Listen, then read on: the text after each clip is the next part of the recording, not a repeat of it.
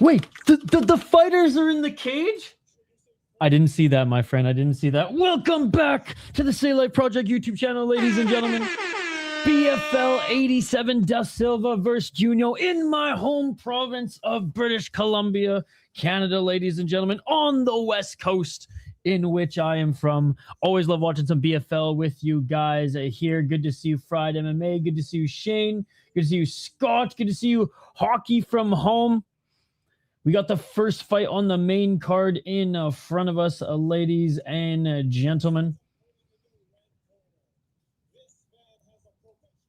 Oh, let's get this up here.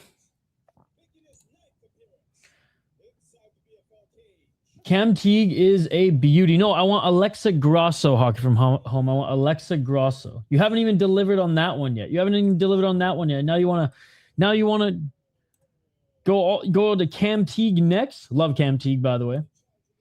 Mike de Chavez against Gustavo Garcia. Gustavo Garcia, despite him being Slenderman 2.0, super tall, super lanky, he's 0-4 as a pro, going up against Mike de Chavez, who's 2-0 on a 3-fight win streak, 3-2 in his last 5. He knocked out his last opponent in the first round, went to a decision in his pro debut. As an amateur, he went 3-3. I'm going to Chavez, Shane. Just like you, I imagine. Yes. Hell yeah, dude. Dude, I told you, Fried MMA is going to take over MMA YouTube. He's going to take over MMA Facebook. He's going to take over MMA Twitter. He's going to take over MMA Instagram. He's going to take over MMA TikTok. And it's good because he is the next one. Oh! Bunch of low kicks by de Chavez. Counter 1-2 by Garcia. Right hand by Garcia. Teague's a beauty. Kyle and I did a video of reacting to his highlights, and he commented. 4-10. Oh, nice straight left by Garcia. Oh, why did the Fight Pass auto switch to subtitles for some reason? 354. Another jab by Garcia. I mean, this is some like old school UFC looking shit where like guys of completely different frames going up against each other in the same weight class. Nice left. Oh, nice right by de Chavez. Great boxing once he does get into the pocket.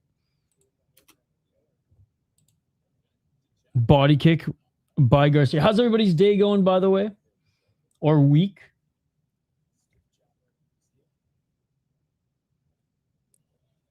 Nice high guard by de Chavez. De Chavez with a nice counter left on Garcia, who's throwing some heat on him. He's almost got to jump to land that overhand left. 9 fights on this main card. I'm not sure if any have been canceled or not. Oh, and there's the takedown by de Chavez. But still, ton of title fights at the top of this card too. Back up to their feet, tie, clinch, knee. This is what Garcia needs to do with his frame. EFC was insane. Nice. Knockout of the year. 240. I thought we had knockout of the year last week and the week before. 235. This is a great card. 4 champ fights. After Grosso.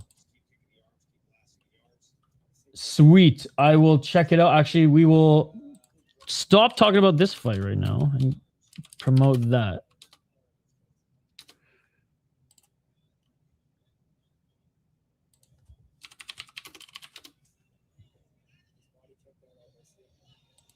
Oh! Big shots to the body. Oh, big right hands by Garcia. Garcia hurt de Chavez. De Chavez with a high kick. Sorry, Friday MMA. I gotta pay attention a little bit to this. I can pump your channel later though. 153. Okay, there's a break in action. Go check out Friday MMA's YouTube channel. He's a real MMA channel. Fuck this channel. He's a real MMA channel. He's actually gonna go places, ladies and gentlemen. Oh, nice left by de Chavez. De Chavez with another right. Actually, there was someone who was commenting one of my last videos who was not down with the way I was throwing stuff together. So I told him, actually, go check out Fried MMA. He's a real MMA YouTube channel. Body kick by Chavez. And he's doing more things too, interviewing fighters, which is better than just yapping away. Oh, body kick by Garcia, followed by right hand. Yo, what's up, Scott? Good to see you. God, it's busy as hell, man. Busy as hell. Stressed as hell. Not sleeping tonight. I'm going to make a pot of coffee after this and just keep on rolling. But I couldn't miss BFL. Couldn't miss BFL. 52 seconds. High kick attempt by Chavez, but his leg's too small. Hell yeah, hockey from home. Honestly, though, you should just send them to Fried MMA if you connect with them. Body kick by Chavez. Hey, what's up, bad boy? Good to see you. Love the profile picture. Let's go BFL 87. Yeah, hockey from home. Would way rather you just send everyone to Fried MMA's channel. Would rather see him grow. Oh, just missing with the overhand left by Chavez. Oh, right uppercut by Garcia. Dude, this is a sick first round. Oh, body kick, counter left hand by Chavez. And that is it for the first round. What a banger. What a banger. Great way to start this card. Gustavo Garcia's had his moments, always being countered back by Mike Chavez. How's your week going, Hog from home? Same with Scott. You're back at work this week, right? Here again, guys. Go check out this channel. We're trying to get him. He's only got 17 subscribers. Let's try to get him to at least like 500 subscribers by the end of the weekend. If we don't get Fried MMA to 500 subscribers by the end of the weekend, I will stop streaming for a month. Maybe a week. Go check him out. Literally the hardest working MMA YouTube channel. 2 videos already today. 1 yesterday, and then last week he pumped like 4 or 5 out. And they're not just commentary videos, like they're actual like interviews, so real work. Yeah, I'm back at work and had a great week. All I got to do is go in the morning, go over a couple things, grab my check, and I'm done. Let's go. Let's go. Well, I will be up because I'm not going to sleep. So I will be up for one championship. Let's go, Hog from home. Go sub on all your accounts. Hey, what's up, Kevin? They are on UFC Fight Pass. Hey, let's go, Hog from home. Body kick by Garcia. We are in round 2. Side kick by Chavez. Shane was able to sneak in a workout today, though. I was stoked. I almost skipped it, but then I was like, you know what? Shane wouldn't skip his workout today. I am definitely the no sleep this weekend is daunting. Starting tomorrow. No sleep tomorrow, and then Korean Zombies League, and then Ryzen. We're so fucked, ladies and gentlemen. Love of the game. Double right hand by Garcia. And he landed. Oh, Garcia with a nice teep, but his teep is the face level of Chavez. Oh, big left hand by Chavez. Oh, right uppercut by Garcia. Again, 500 subscribers on Fried MMA's channel. If we don't get to 500 subscribers on Fried MMA's channel, we are letting him down, ladies and gentlemen. I promise you this. I do not say knockout of the year every week. I'm very selective. This one, though, is insane. I tag you in a trust. However, this fight right now is amazing. Okay, we'll check it out.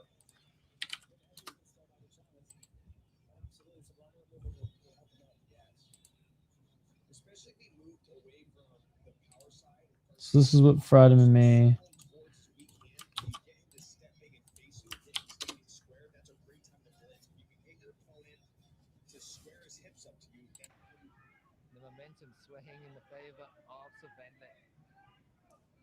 Oh, okay, that was pretty damn good. That was pretty damn good.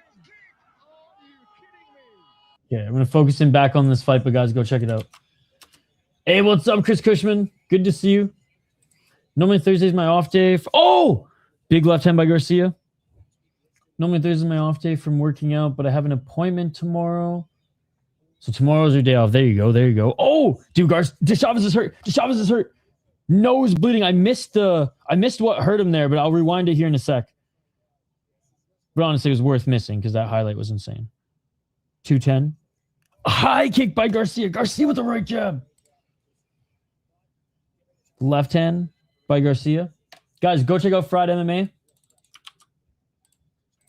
We got to get him to 500 subscribers by the end of the weekend. Whoops.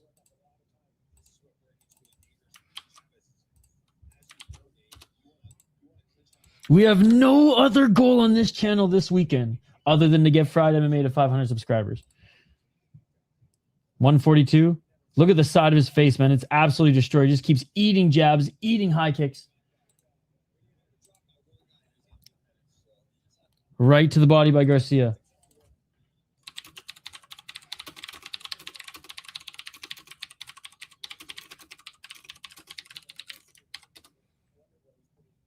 No hockey from home. Fried MMA only.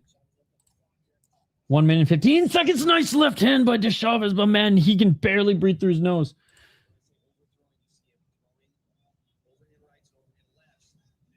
$105. There's another high kick. I'm not streaming ACA tomorrow. 55 seconds.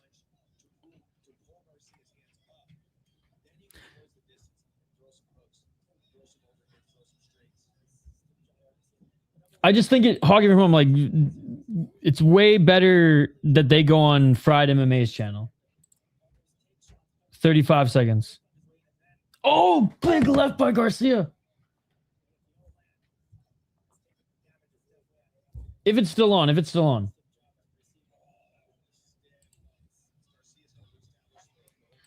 I've already ate dinner, but man, I gotta get some leftover spaghetti, and I think I'm gonna eat. Oh, there it is. Garcia knocks down Chavez, and it is over with 13 seconds left. 13 seconds left. 13 seconds left. Okay, now I'm confused. Now he doesn't want us to get him interviews and to build up his channel. Never mind, hockey from home. Never mind. And that is it, ladies and gentlemen. That is it. I try, Scott.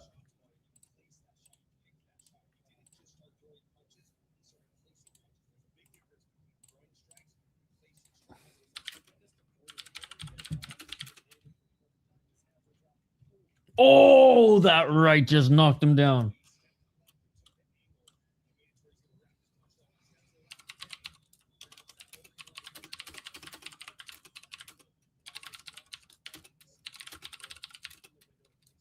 Yo, let's go, Scott. Yeah, we got to build up.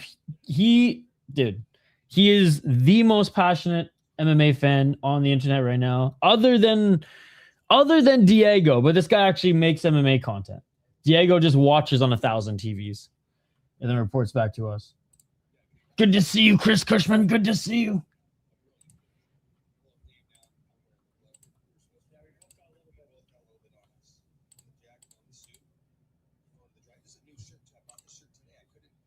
Man, Shane, we both picked Mike Chavez, but the range, the height, and those head kicks. Look at that. Look at that. Apparently, blood and sweat splattered on the commentary team. Yo, what the fuck? What the fuck? What the fuck is this? What the fuck is this? Good Noodle MMA out of nowhere with the $20 donation. What an insane press conference today. You got Hamzat or Strickland. I think if we see Hamzat that fought Kamaru, Bobby, and Burns, we might be in for an upset from Sean. But if it's Chimaev that fought DDP, it's over. Who gives a fuck about that fight? That's my answer. Who gives a single fuck about that fight? Any actual MMA fight knows that that fight's going to be... And honestly, the only fights I give a fuck about on that card tomorrow, Van Tyra. Let's hope there's no freaking knee tears, arm breaks, dislocations, any of that crazy shit, because both these guys have cursed their opponents or fucked up their opponents in that sense. So I'm excited for that one. Excited for the return of Volkov, the true king of the heavyweight division of the UFC, the true heavyweight who should be fighting for the heavyweight title. Amasov Alvarez, excited for that fight. Rebecca Grant Dawson is going to be straight crack cocaine. And honestly, I'm kind of excited to see Sursakayev, but I don't think, like, Santos is tough, so it could be Sursakayev almost knocking him out a few times early, and then him just kind of surviving a beatdown until the end. Or Sursakayev beats him quickly and it's fun, but that one we'll see. Honestly, though, like, I've been just getting really into prospects and watching the Asian League. That, like, the press conference did get me a little bit more excited. But like, I don't think, I think that Chimaev's gonna do. I think he's gonna do exactly what he said. I'm going to make him your daddy. I'm gonna be your daddy. I'm gonna lay on you for 5 fucking rounds, bro. Oh, thank you so much. Good. No, you don't need to donate, by the way. You can just comment. Send me your PayPal and I will send this money back to you, because I am not the UFC guy. I am the wrong person to talk to about the UFC. I am way less excited for this UFC card than most of you guys. I'm way more excited for Ryzen this weekend. Been working on the podcast, by the way, guys. I'm about halfway through editing. I did a ton of fucking research, and I clipped highlights of every fighter that I picked to win. I'm about halfway through. That's another thing I have to do. I'm staying up all night to get that done for you guys. I got one more prospects highlight to clip. But yeah, send me your PayPal and I will send you back the money, because you can just ask me any questions, dude. You don't need to send me fucking money. Legend. And by the way, Good Noodle, how you been, buddy? How you been? Good Noodle also covers MMA. He's a real MMA channel. Here, let me find his channel. Here, I can find it for you. Let me open up a tab. Dude, you for $20? Like, what the fuck, Good Noodle? You are too kind. Oh my god, he's donated more too. Okay, we'll get to those comments here in a sec. They're coming in too fast. Hold on. I just want to link your channel so everyone can go follow you too. He's a real MMA channel. He actually covers UFC. Thus, real MMA channel. Go check him out. All right. Legend. What's good? His record was 0-4 against people making their debuts. 10-8 for the Strickland presser. I did catch it. It did get me a little bit more excited for just the card in general tomorrow. But we all know how the fight's going to go down.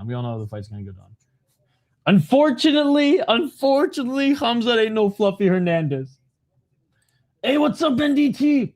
Was Hamza really trying with Burns or just playing? I think he was trying to strike with him, but as his coach said, what are you doing? Take him down, Andy. Andy, take him down. Yo, Good Noodle, you don't have to donate, dude. You don't have to. I'll read your comment. I will read your comment. Thank you. I agree. I got Hope, though. Such a good card. I got Alvarez. I think he's being slept on. See, Fried MMA is right. Go donate to Fried MMA. He's a real MMA channel. Fried MMA is a real MMA channel. We're trying to get him to 500 subscribers by the end of the weekend. If we do not get him to 500 subscribers by the end of the weekend, I ain't streaming until he gets 500 subscribers, ladies and gentlemen. Bro's taking care of this channel too much. We're trying to take care of the fucking homies, bro. Go subscribe to this channel. Go donate to this channel. Dude, and another one. No, supporting me, YouTube. Enjoy my brother. What the fuck? I am not worthy. I do not deserve this shit. I'm not a real MMA YouTube channel. What the fuck? Good to see you, Good Noodle. I always miss you when you're live, but every now and then I see you gaming or whatever, and you know I drop a like, even if it's just in passing.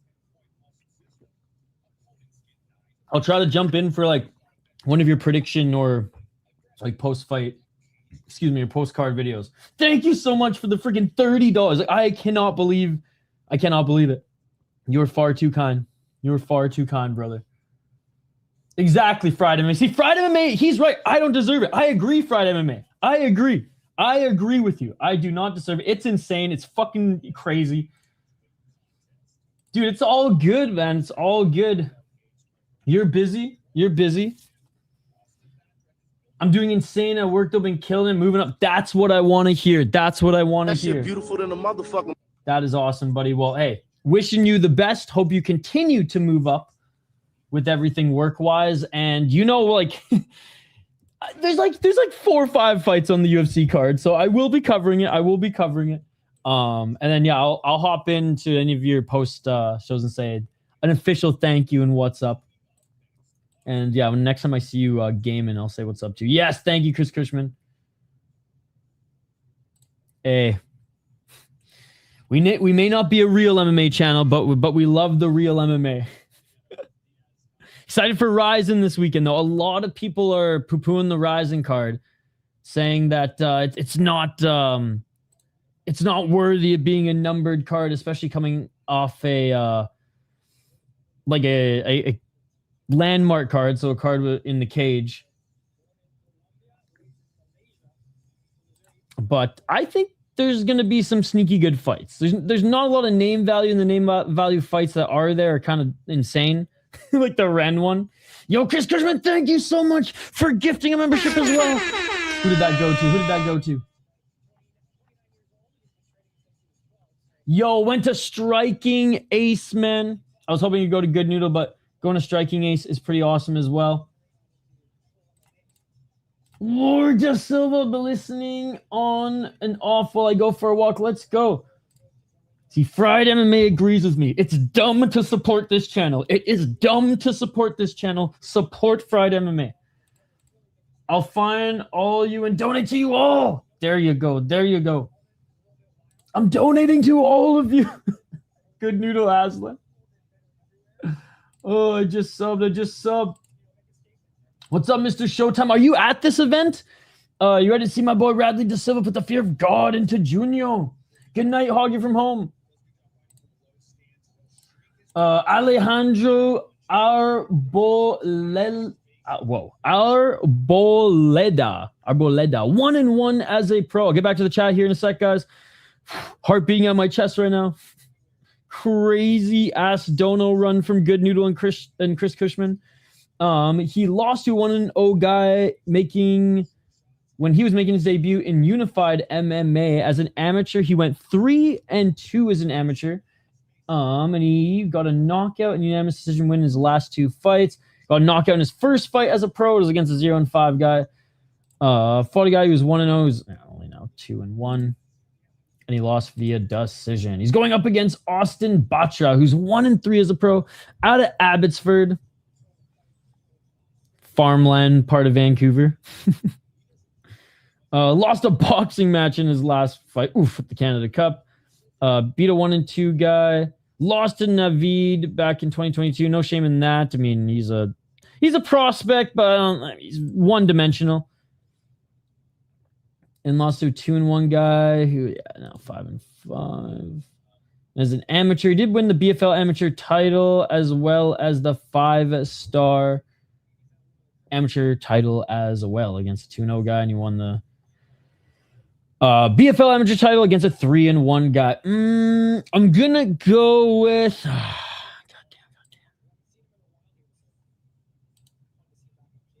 So he fought 2 years ago, 4 months ago. Oh, man.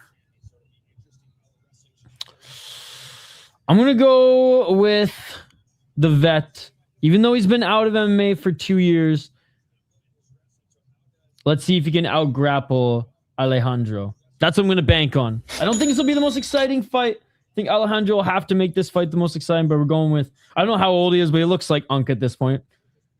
Maybe if I grew my beard out like that, I'd also look like an Unk, but I'm going with Austin Batra. Next time, Friday's live. Let's go. Dude, no. Fried MMA needs all the support.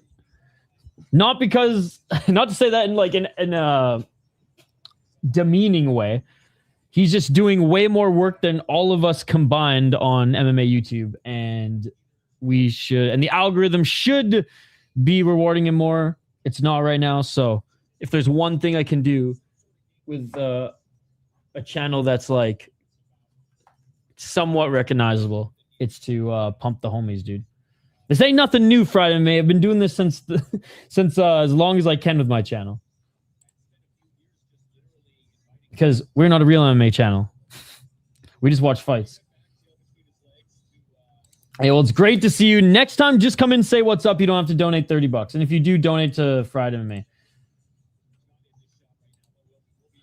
Speaking of Japanese, we got a new sumo tournament starting this weekend as well. Yo, I heard Skate's gonna cover some of it. What day does it start? Yeah, dude, I'm stoked it went to Striking Ace. Yeah, Good Noodle, he knows his shit about the gaming world. I'm so not a gamer. I don't even know what the cool term is these days. All right, guys. All right, we've given the homies a ton of shout outs. Please go support them. First fight was straight crack cocaine, but I wanted to make sure that, like, right off the bat, anyone who's here went and supported them. And thank you so much to Good Noodle and Chris Cushman as well. All right. Tail of the tape was just on screen. Fighters are now being introduced in the cage. I've yet to go to one of these live, mostly because I just haven't been back to Canada in a while. But even when I lived there, I'd only go to Vancouver for like hockey games or like other sports weekends. I never timed it to go on a Thursday for some BFL. But I've talked to the promotion, and the next time I'm home, if it lines up, definitely be doing some stuff there. The fight hasn't started yet, buddy. And, you know, calling me an idiot's not gonna get it any quicker. Oh, so now you're just spamming? All right, fuck you, dude. I was doing the breakdown of the fight. You gotta chill. You gotta chill out. I'm going with Batra. Yo, what's up, Half Dead Frank? Only realized after I started. You forgot your hat? Well, that's awesome. We had a good time watching sumo last time he did it. Let's go. Hey, have a good night, Good Noodle. Thank you again, bro. Dude, you're far too kind. Good to see you, Half Dead Frank. Good to see you. Are you working or you chilling?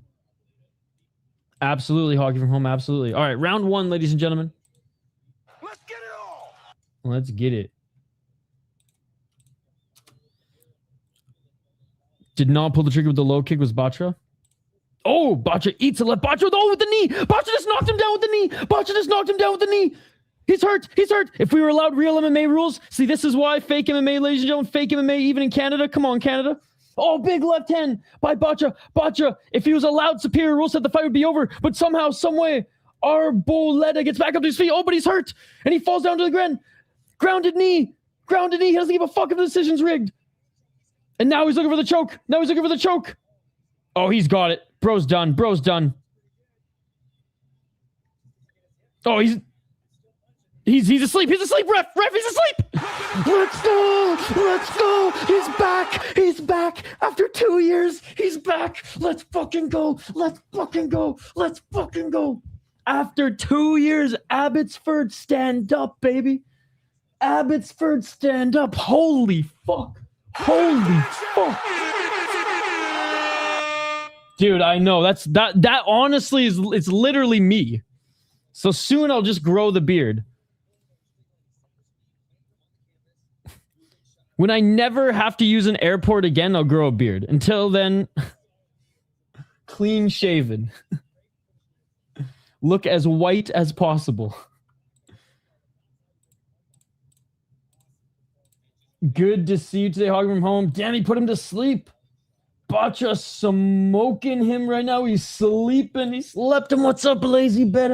Good to see you. Hey, what's up, dude? Bora, Rander, Is it Junio or Junio? I picked Batra. Oh my god, that knee fucking folded him. He still had a little life in him. And if we were allowed real MMA, boom, boom, boom, a couple big kicks to the face and it is over. Yo, Lazy Bed, go check out our homie here, Fried MMA. He is on the YouTube grind, interviewing fighters every single day. Go check him out. Hey, Hockey from Home, thanks again for reaching out to some fighters for interviews. Appreciate it. Oh my god, he's freaking stiff as a board. Holy shit.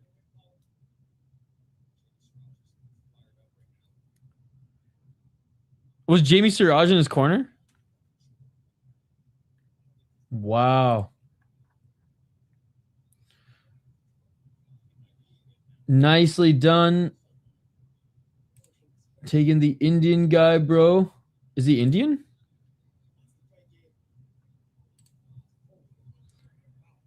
Even I didn't even know he was Indian.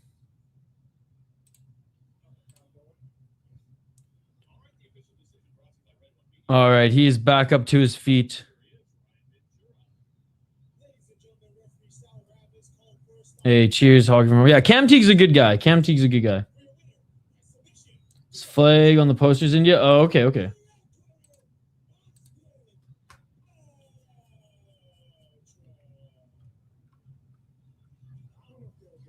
I thought he was Canadian. But I guess that means that I'm not Canadian. That must mean I am Persian or American. Actually, technically, I am American. I will contact. Okay, that's okay, Hockey from Home. You don't gotta do that.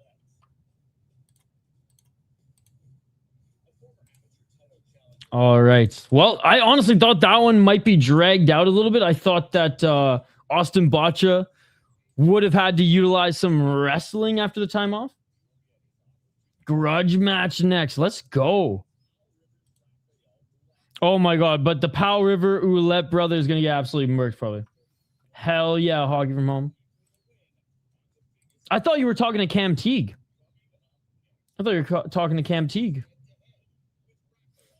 All right, Raphael Ouellet, ladies and gentlemen. Has he been involved in some fun fights? Absolutely.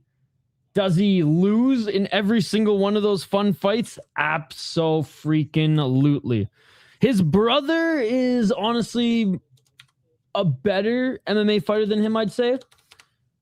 But the brothers from Powell River, ladies and gentlemen. Beautiful, beautiful area, by the way. I spent some time there to watch some junior hockey and then take the ferry to Texada. And I camped on Texada for a few days. Yeah, he's not his brother. But he brings the Powell River crowd to the Harbour City Event Center, ladies and gentlemen. Okay, Hockey from Home. But hey, he just got his first win. Ouellet is by far the cockiest fighter on this card, man. His bro is solid, but this guy's a clown. He puts on a show.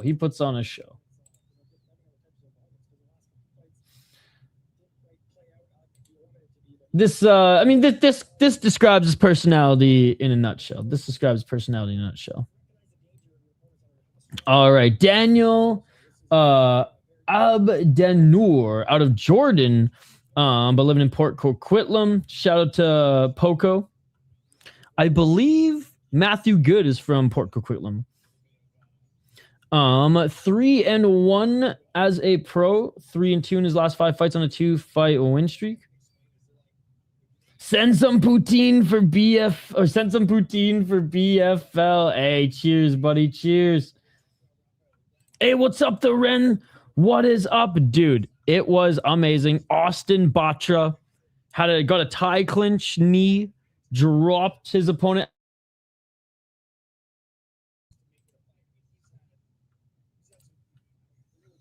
Okay, yeah. I know you like to be. I know you. Yeah, that's fine. Okay. See you later, Hockey from Home. Okay, Mr. Showtime. No one is arguing with you, but you're right. You're always right, Mr. Showtime. If there's one thing I know about Mr. Showtime in this chat is he is always right, ladies and gentlemen. He is always right. All right. And he's making a statement because everybody's arguing with him right now. Everybody's arguing with with Mr. Showtime right now. So just to make it clear, he is right. On a 2-fight win streak, he beat a 1-0 guy and a 1-3 guy at Hyperstrike FC. Unanimous decision in each of those fights. Lost at FLA against a 3-0 guy. No shame in that. Lost in the second round, but got a knockout in his first pro win. Went 2-2 as an amateur, but did fight some kickboxing. Yes, BFL did host some kickboxing. Man, I miss the days when BFL had like the crazy finish incentive where it was like axe kick or like spinning heel kick knockout in the first 2 minutes gets like $1,000 or something like that. Or like, you know, a twister in the second round gets 500, but like all those crazy incentives. That was a fun year of BFL. That was a fun year of BFL. See you later, Hoggy from home. I have no idea what these new gifts are or do. I don't either, but I'll take them. I'll take them.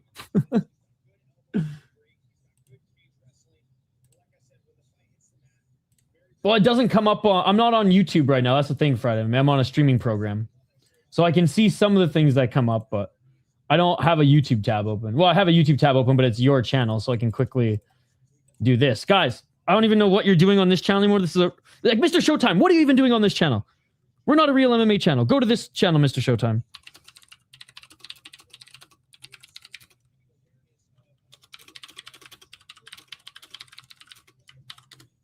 Boom.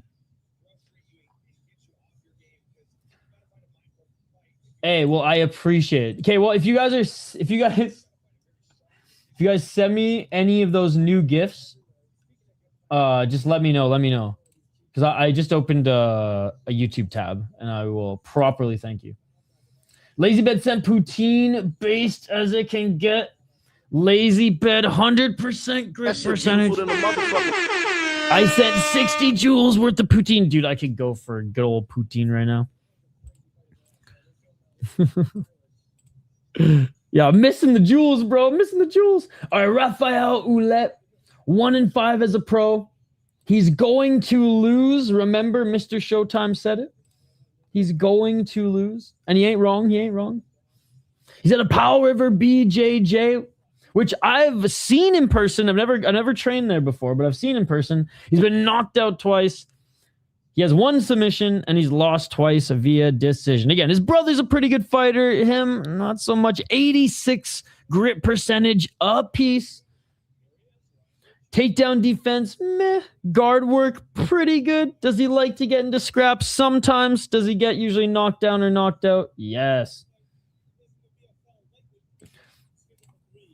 No, you're wrong. You are wrong. You are wrong. Ugh. It makes me sick. Fake MMA channel. Fake MMA channel.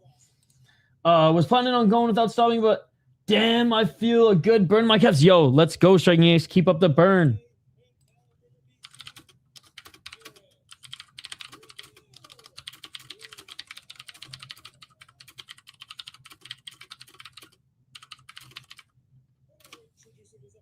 All right, they're being announced right now.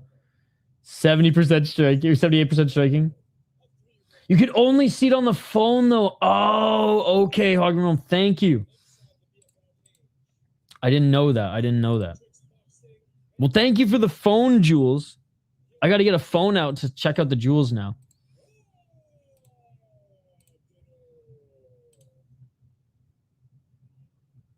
All right, round 1 is about to begin, guys.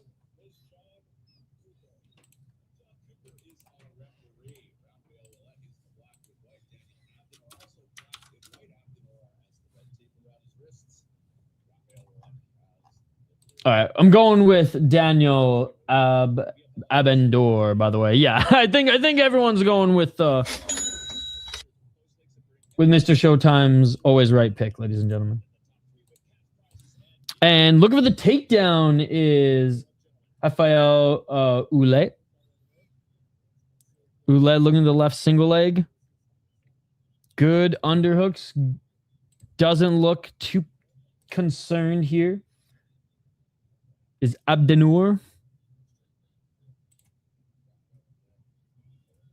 I get 1 cent for every Gill, so 2 Gills, you go like 30 cents. Hey, thank you so much for the 30 cents. Appreciate it. I mean, that's literally probably the cost of, you know, like 2 potatoes. That's enough for some poutine. Oh, nice straight left by Ouellet. Ouellet has put on a little bit of muscle since the last time we've seen him. I mean, he's still a twig, but a little bit skinnier last couple times we saw him fight. So he's definitely training. Body lock. Almost got that left leg tripped up.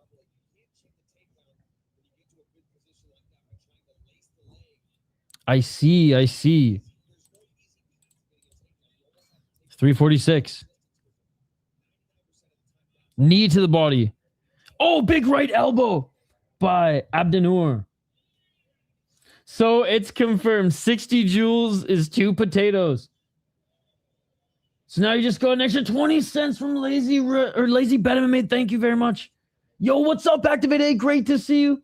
Yo, how's it going? Almost forgot this card was on today and not tomorrow. Yeah, they usually do their cards on Thursday. Knee by Abdenour, and Ouellet already breathing heavily, and Abdenour cracked him with the right hand. 307.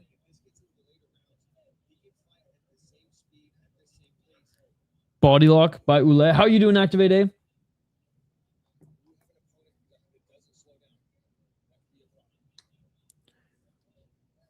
Let's go. Now it's got 400 cents. I can't see any of this. That's what's crazy. Even, oh wait, I see it now. Chris Cushman turned it up. I see it now, ladies and gentlemen. Chris Cushman just turned it up. I don't know what that means, but let's go. I just saw the graphic now. Why the hell YouTube have a cat for that? I know, right? Oh, and then reversal of a takedown here by Abdenour, who just pushed Ouellet down and fell on top of Ouellet, trying to get back up to his feet. He does, but now eating shots up against the cage. Oh, big right and left by Abdenour. Abdenour piecing up Ouellet now. Standing TKO incoming. It is all over. Abdenour gets it done first round. And that is it. That was a wild. Dude, I'm only streaming the second one because tomorrow there's so much going on tomorrow. 1 championship and then ACA. Nasty standing TKO.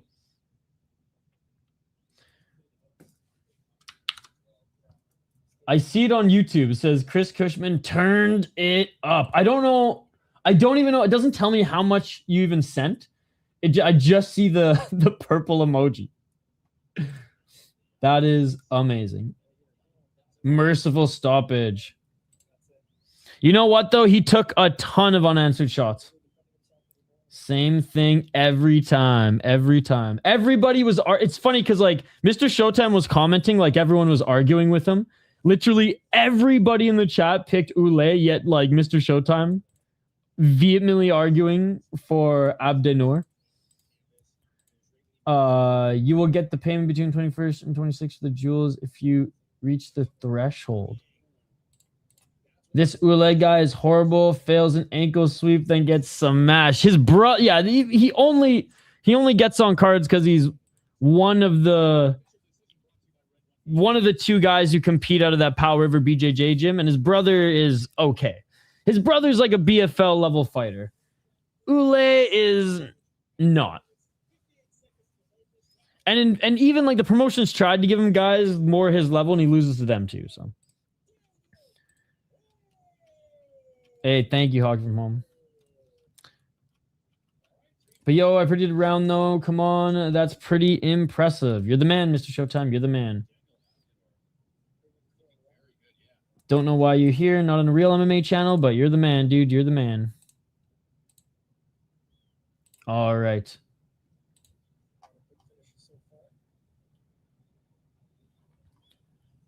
Next fight, we have Bernie Liu against Albara Atmeh. Pretty good pacing. Mr. Showtime, have you gone to a couple of these live or no?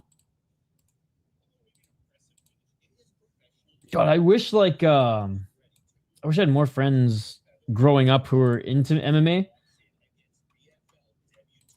He's never wrong, ladies and gentlemen. He's never wrong. Like I could barely get like some of my friends and like their dads to like pitch in for friggin' UFC pay-per-views back in the day.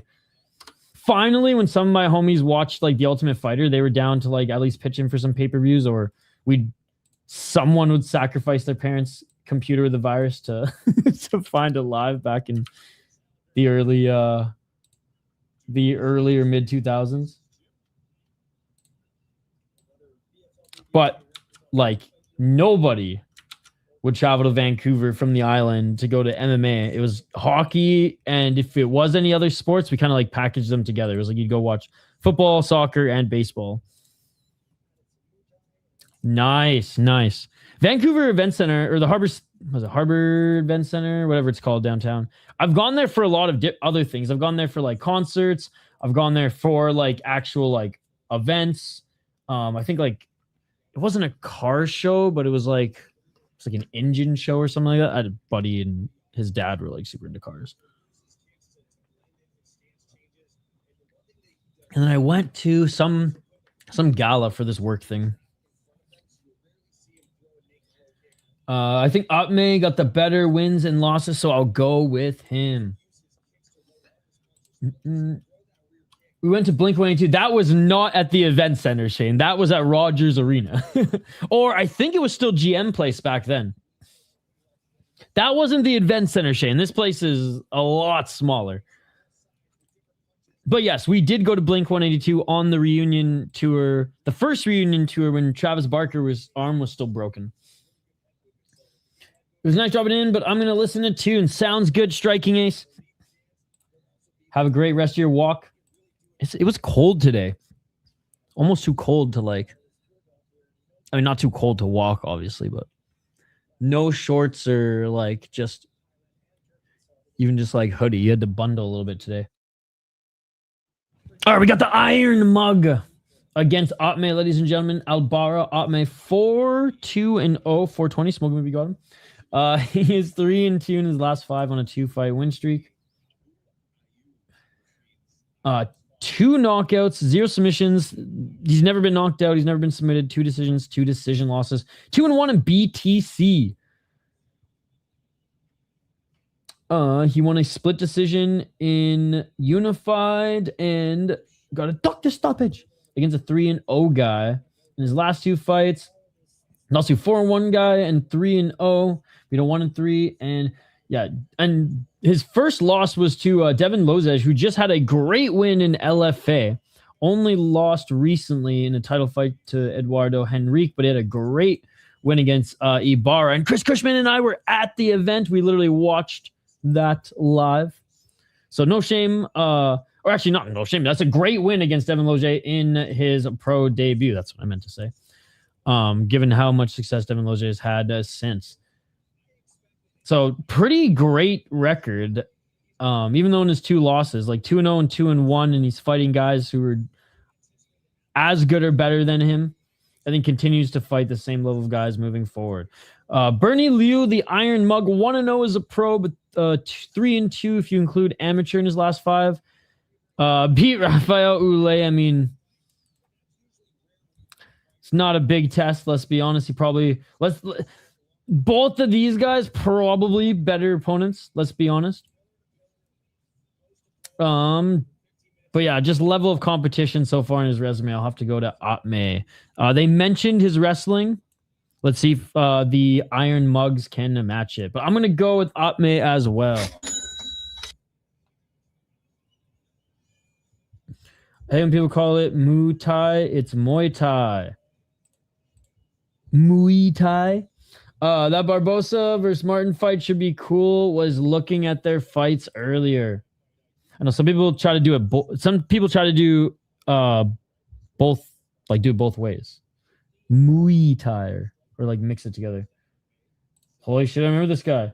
Yeah, I was kind of surprised he beat him on his debut. All these sides seem super one-sided other than the first fight. Who are you going with in this? Are you going to Atmeh again, Shane? You know what? Fine. I'll go head-to-head, Shane. I'll go head-to-head. Come on, Bernie Lou. Surrey, British Columbia. Surrey's a hard place to grow up. What? Surrey, it's either super nice elite houses or just gang fucking wars, ladies and gentlemen. There ain't no in-between in Surrey. One side of Surrey, super rich. One side of Surrey, gang wars galore. And I'm not going to lie, the Iron Lug does look like he came from the nicer part of Surrey, Shane, but like, he's got a couple tattoos. Maybe grew up that hard Surrey life. Okay, he's got Wazuk in his corner. He's at Alliance MMA. Okay, no, he's a Surrey boy. He's from the streets.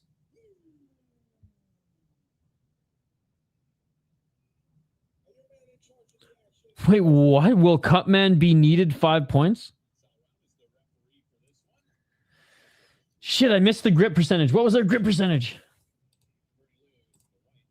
All right, let's go, ladies and gentlemen. Going with the underdog against Shane in the beer bets. 450. I wouldn't say that. Wouldn't say what? Round number 1. Let's get it all. It was an even grip percentage. All right. Thank you. Left hand by Atmeh. Oh, looking for the single leg. Good technique on the single leg, but even better takedown defense by Atmeh.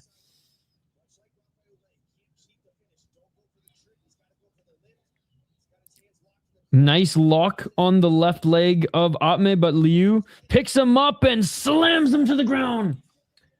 I wouldn't say this card is a bunch of mismatches. And good job by Atmeh getting back up to his feet. Liu with the left hook in.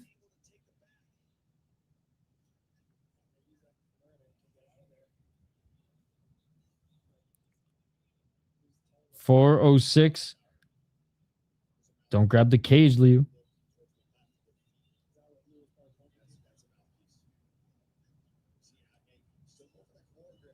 Atmeh trying to grab that left arm of Liu. They're just tangled up against the cage, literally.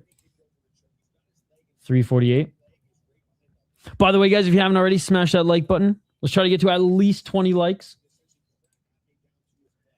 Again, big shout out to everyone who donated already. Good Noodle, Chris Cushman, Lazy Bed. You guys are awesome. Thank you. Far too kind. Again, the goal this weekend is to get Friday MMA to 500 subscribers. 318. They're still just tangled. It's almost like a stalemate at this point. The ref's going to have to separate them, and he does. Beast referee.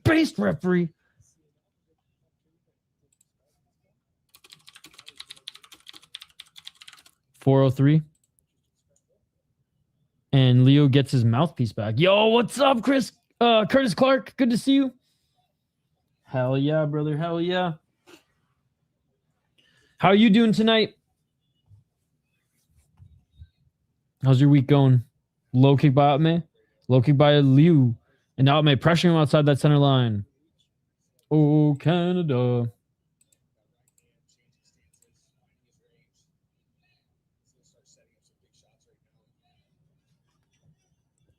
Low kick by Atmeh.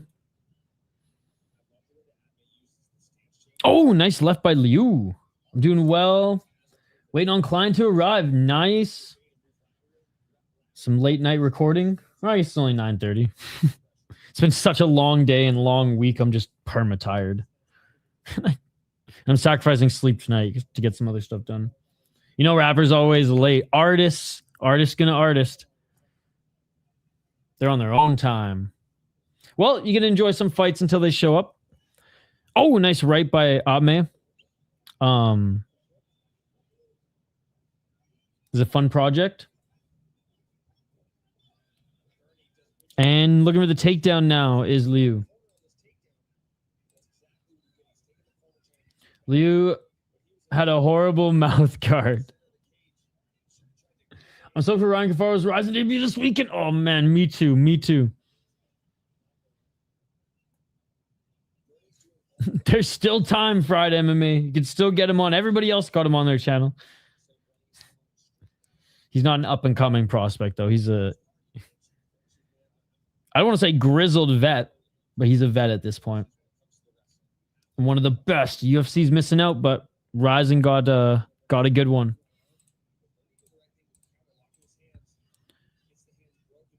Good job up against cage by Atmeh. Was able to break the grip of Liu. And now jockeying for position in the clinch. A nice left elbow by Atmeh. But Liu, man, he hits hard. Nice right hand by Liu. And ref again gives Liu his mouthpiece. Twice. Twice it's fallen off. He's the one guy I would love to talk to for sure. 40 seconds. Oh, nice left jab by Liu. Liu's boxing's looking pretty good. Oh, high kick by Atmeh. That's 3 times now.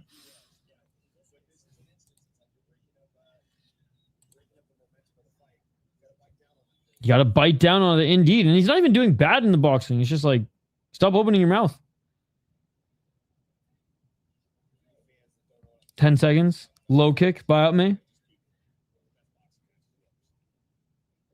Oh, they each land some heat in the pocket. Each miss with countering shots back at center. And that is it for the first round. Good first round, man. Good first round. Other than the mouthpiece being freaking spat out.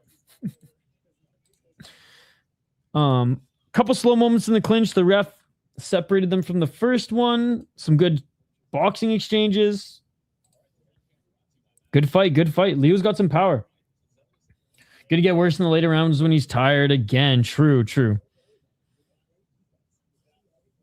But yeah, look at the shots. Like, Liu's only hit him like 3 or 4 times, like dead on, and he's already swelling pretty big. Dropped it at the end. That's so funny. He's just like, you know what? Fuck this mouthpiece.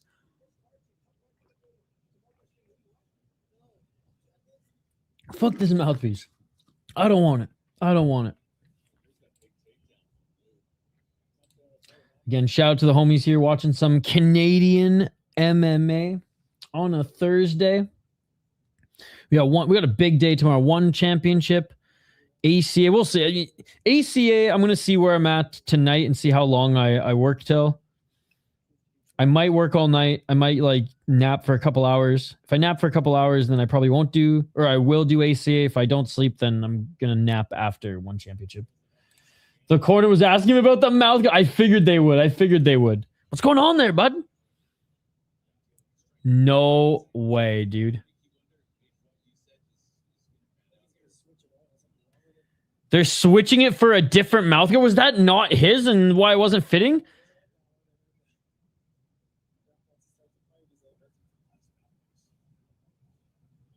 Bro, I bet he just forgot his mouth guard and he's just using like a new one or just fucking one of the homies. But that's it. You can't take any more time, bro. If anything, refs should have just taken away a point for stalling, but we're back. UAE Warriors 70 part 1 this weekend. Yeah, that too, but I'm doing part 2. This is bizarre. That mouthpiece is from Timu. 420. I was hoping that UAE Warriors would do Wednesday, Thursday. Oh, and diving in for the takedown and Atmeh threatening a choke. Now goes to side mount and now jumps on the back. Beautiful back take with no... Oh, really good choke attempt with no hooks. Really good choke attempt with no hooks, but even at this level, you gotta get hooks. You gotta get hooks back up to their feet. And Liu with the body lock.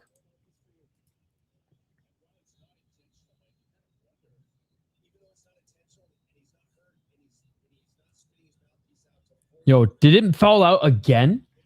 At this point, take away a point. This is crazy. This is crazy. Like, I don't think he's spitting it out, but at the end of the day, like,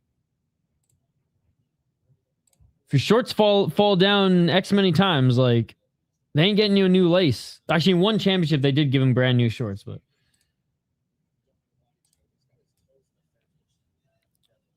$326. And another break in the action with this goddamn mouthpiece. 311. No, I think he probably forgot his, and maybe he like backstage just like quickly tried to like melt one in place with just some freaking hot tap water or some shit, or he's like using somebody else's. And so clearly it's just not working. This was 5 times, right? 5. I've never seen a mouthpiece fall out that many times. I've seen a couple guys spit it out a couple times at the end to try to get some stalling, and then the ref will harp on him. Things I don't think he's spitting it out. I think he just keeps opening his mouth to breathe, or it doesn't fit, and it just keeps falling out. 229. Atmeh with the takedown. Ass to the mat, back to the cage for Liu. And the Bernie chants in the crowd as his opponent from Calgary, Alberta. 207, Calgary, one of my favorite cities in Canada. Soon to be one of my favorite cities in the nation known as Alberta. 155.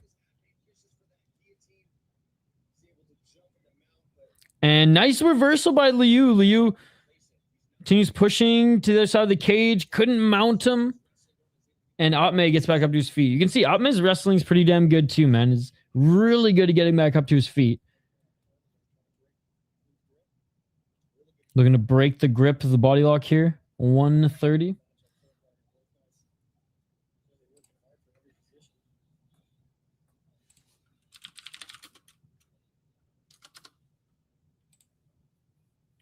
Big knees. Now muffin knees.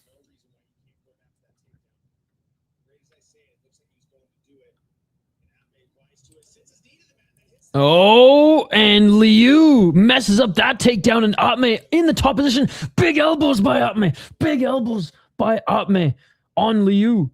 Liu continues to push forward to try to grab a leg, right leg, now left leg. But Atmeh continues to rain down the elbows. Very nice indeed. I heard a very nice from someone. I don't know if it was in the corner of the audience. Very strange fight. Could you see the comeback in the main event of EFC? Now looking for a Kimura from bottom is Atmeh as Liu. In half guard. Trying to get into side control, but rolling to his right is Atmeh. Now in that Khabib lock. Final 10 seconds. And it's out. It's in the ref's hands. That is insane. He gives it back to him. And that is it for the second round.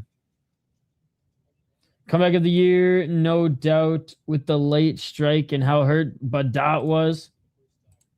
BKFC Blood for Blood was sick. Nice. There were some decent names on the card. Some decent names on the card. Yeah, I woke up early for EFC, and then I sat up and went, what the fuck am I doing with my life? And I went back to sleep. Oh. Because I literally am deteriorating, chat. I'm not joking. I got probably 2 more years left until I get like really sick or something. Knock on wood, no, but humans need sleep, and this human doesn't sleep, so it's catching up to me slowly but surely. Mouthpiece 8-10, round 2. Back-to-back banger card for EFC. Let's go. Yeah, unfortunately, it's always midweek super early. Hell yeah. Not a real MMA channel. Doesn't wake up for EFC. I told you guys, Fried MMA is a real MMA channel. Please go check them out. This is the shit that like makes me fucking stoked that they're like, because this is a bullshit channel. I can't even wake up for EFC. Go check out his channel. He is the fucking man, dude. Let's fucking go. Let's fucking go. Round 3, baby. Let's Real MMA channel. Real MMA channel. 411. Front kick by Atmeh. Atmeh with the right hand.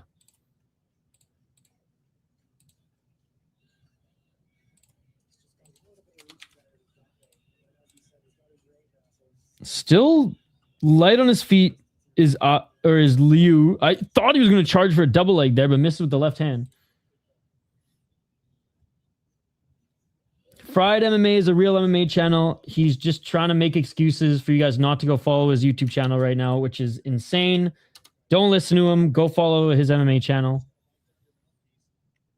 If we don't get him to 500 subscribers this weekend, I'm done streaming. It's over. 326. Oh, big right hand by Atmeh. Oh, nice high kick by Atmeh. Dude, Atmeh doing a great job pressuring Liu here. Basically he's got this under control on the feet.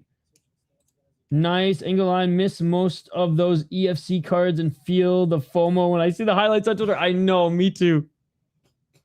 Same with Eternal. I always miss those Eternal cards. And yeah, EFC and Eternal, the two I always feel like, fuck, I'm just such a piece of shit. Why can't I get up and watch these? Or stay up and watch these? Because I'm usually falling asleep around like 4 a.m. and back up and gotta do real work shit. Did his mouthpiece fall out again? This is insane. Oh my goodness. I don't know why the ref hasn't taken away a point at this point. Like, this is the 7th or 8th time. Walking forward is Atmeh. Atmeh with the body kick. Atmeh with the right hand. I missed Eternal too. However, there's wild KOs. 214. No, it's free now. It's been free for a little while. I think, I want to say a couple months, but it could be like a few months. Hell yes. I know, and that's why I feel like even extra shitty. God, I'm such a fucking piece of shit, dude. Like, I hate it. I hate it. First warning after the 8th time. A point deduction is passed to you if I'm a judge. Then I generally have been distracted from judging this fight from this guy's fucking mouthpiece. Well, then with all due respect, you're a bad judge. But as a viewer, I'm definitely distracted. Your gum shield should not be a main character in the fight. I think it's more at this point on the ref. Because if the ref's not going to take away a point, then the fighter's just not even going to think about, clearly not thinking about it. He won! He won! 108. But you know what, Lazy Bid? Maybe if I'm a ref, I'm just taking away a point anyways. And just being like, you know what? The ref ain't doing it, I'm doing it anyways. And we'll cross the commission bridge when we get there. 45 seconds remaining. Clinching up against the cage is Atmeh.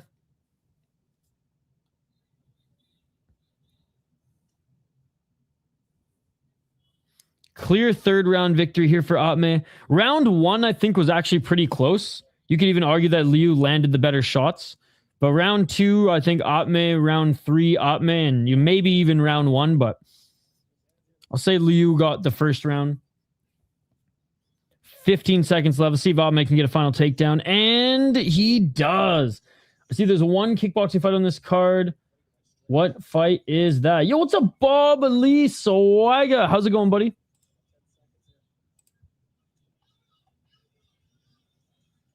I think the kickboxing fight was on the prelims.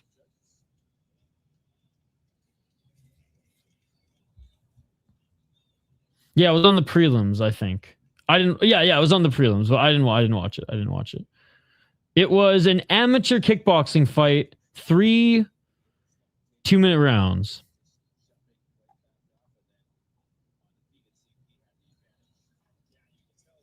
But they've done some kickboxing before. Yes, it is. Yes, it is. At the Harbor City Event Center, like every couple months, they, sometimes every few months, but they'll do an event there. Crush the walk and got done just over 35 minutes. Let's go, the striking ace.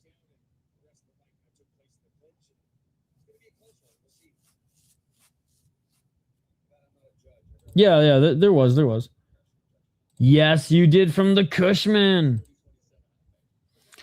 Hope UFC 6, you can start in BFL or work your way up. That would be cool. That would be cool if they put in some of the actual regional shows. I got a buddy who works at EA. He's a software engineer for the video games. And let me tell you, he said that they don't work on UFC, NHL, or any of those until like a couple months before release, and they just do like a little facelift, change like one little thing, and it's essentially just the same game over and over again. He says basically it's like every 5 years on those games. UFC a little bit different, but on like the NHL games, for example, he's like it's basically every 5 years where you see a big difference. Like if you play one from 5 years ago, it'll be weird to handle, but if you play them every year consecutively, there's only like tiny tweaks that they make. And he makes more money than most of us combined, motherfucker.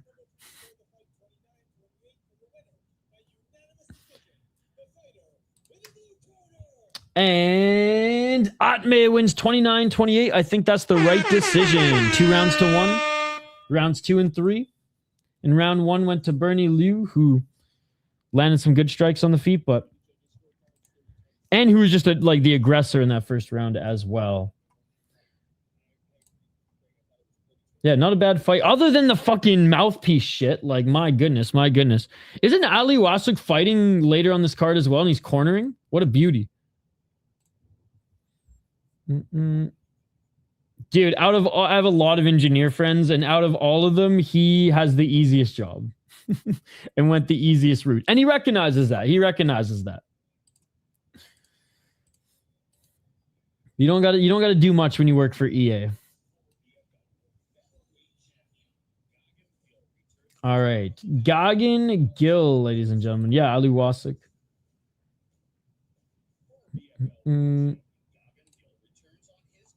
All right. Gagan Gill is 5-3 as a pro up against Arturo Reyes Castañeda, who is 3-5. I know there's quite a few Mexican fighters that come up and fight in BFL, even though it ain't close to the border.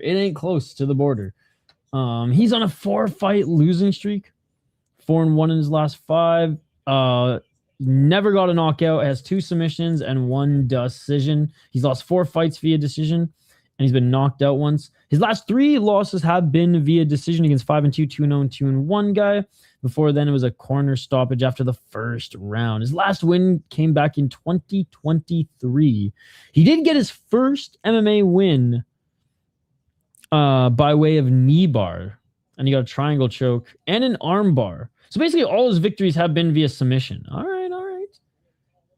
Out of another guy out of Abbotsford, BC, we got Gagan Gill. 3 KO TKOs, 2 submissions, 0 decisions. That's what we like to see. Again, go check out Friday MMA's YouTube channel, guys. We got to get him to 500 subscribers by the end of the weekend. We already got fucking like 4 subscribers on this stream. I might be doing some hockey. No, I will cover that. I did post my schedule. Go check it out. The 0 and 3 guy won. Oh, no, wait. Yo, Gustavo did. And he actually beat the fuck out of Mike de Chavez. I'll show you the highlight right now.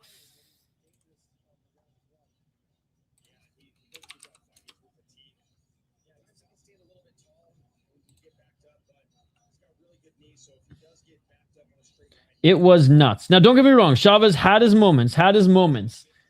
But the freaking Slenderman, man, those straight rights and high kicks just absolutely murked him. And yeah, Shane and I both picked de Chavez, but Garcia, man. Look at this. This fight was insane. Back and forth. Whenever de Chavez got in the pocket, he landed some big shots, but Garcia... Oh, my goodness. Let's go. Oh, my goodness. Let's go. I'm picking Gill. Yo, what's up, Tennis? Good to see you. Good to see you. We only have 1, 2. We got 3 more fights remaining. We only got 3 more fights, or 4 more fights. No, 3 more fights remaining on this card after this one. Yes, I will be watching it. It is on UFC Fight Pass. It is on UFC Fight Pass. All right, Gagan Gill, 5-3 as a pro. 3 knockouts, 2 submissions, like I said. He's finished every single one of his fights. 3-2 in the BFL. He did have a boxing fight in his last fight against Christian Tremaine. Tremaine also fights on the local MMA scene as well. Lost to a 10-5 guy. Lost in the first round. Knocked out Ryan Rohovich and got a doctor stoppage against Adam De Freitas before that. Lost to John John, is it John Yuen? I always pronounce those last names wrong. I should, despite how many Filipino fighters I've seen fight. John Wayne? I should get that clip from Shanghai Noon every time there's one of those. Anyways, losing to him, there's no shame in that. Gagan Gill probably going to win via knockout. I kind of want to go with the underdog to get a submission victory, but has Gagan Gill lost via submission? He's never lost via submission. I got to go with Gagan Gill too. Got to go with Gagan Gill too. Imagine your buddy searching you in Tabology and shows you one by knee bar. That'd be badass. That'd be badass.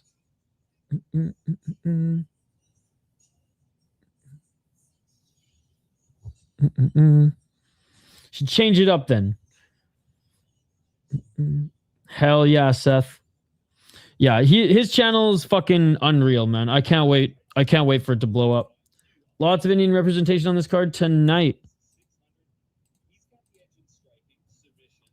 I thought he was Canadian. All right. 92 to 94 grip percentage. He beat Austin Botcha. I remember the build-up for that night. Hey, thanks for checking it out, Seth. Damn, he must be padding the record. God damn. All right, they're being announced right now. Hey, the last time on this card, we saw a tall underdog who's on a losing streak win. He beat the shit out of his opponent, although I don't think Castañeda is as much of a striker, despite being from Mexico, than Garcia.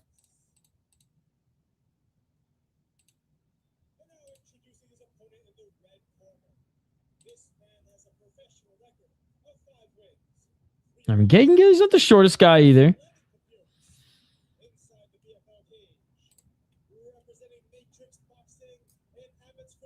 Okay, he's Matrix Boxing. So he's actually still trains at Abbotsford. Attaboy. Doesn't even come into the cities for training. Or the city, jeez.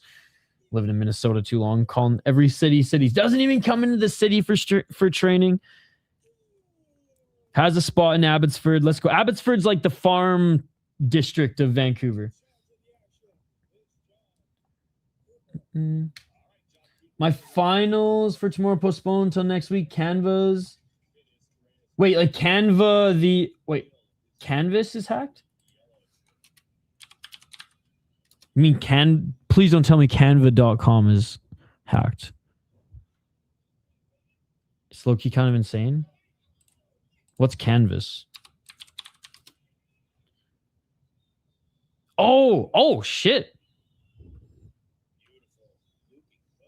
I thought you were talking about the fucking, like, picture editing program. I was like, I use that shit, so it better not be hacked. That's nuts.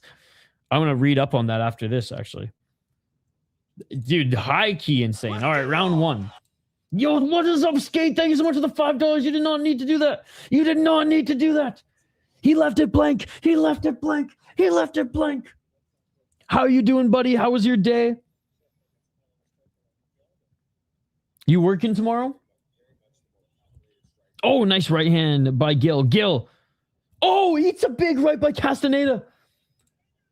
Let's go. Gagan, his brother, goes to SFU. The announcer notes that he holds his UFC. Wait, the announcer notes that he holds his UFC logo for some reason. 356. Maybe it's in the UFC Fight Pass contract. He has to hold it up.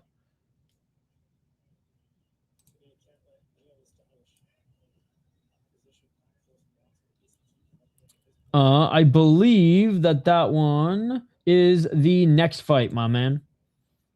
Next fight. Yo, what's up? There's another fight. Why are you guys donating so much? What the fuck, bro?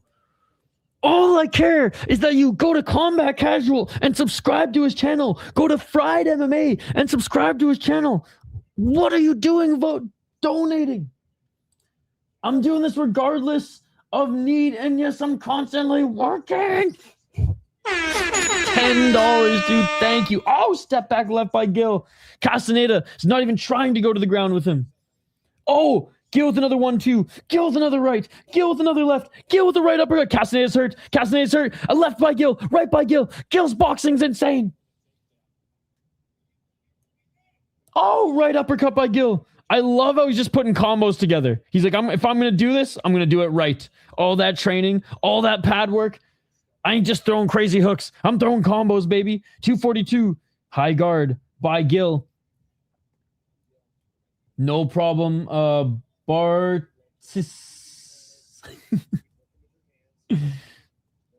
We got a Bart sis here.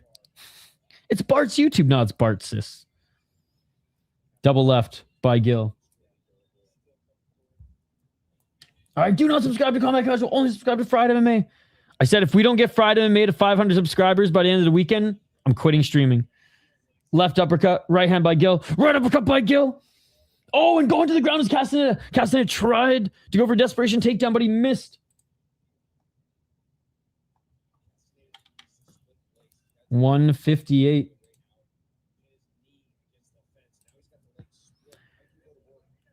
Castañeda, right arm under the left shoulder of Gill. Gill doing a good job of keeping him off.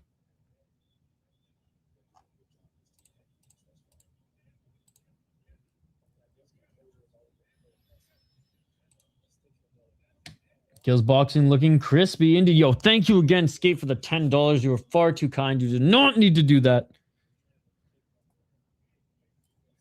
If I have time, which I probably will, but you guys, the chat's been fucking buzzing. 117, left hand. Any BFL fighters to go Dana White Contender Series lately? Yes, a few. 108. Oh, actually, there have been two. De Silva the most note, and then one went through Ultimate Fighter. Nice 1-2 by Castañeda. See his game here even at the end. There's tie clinch knee.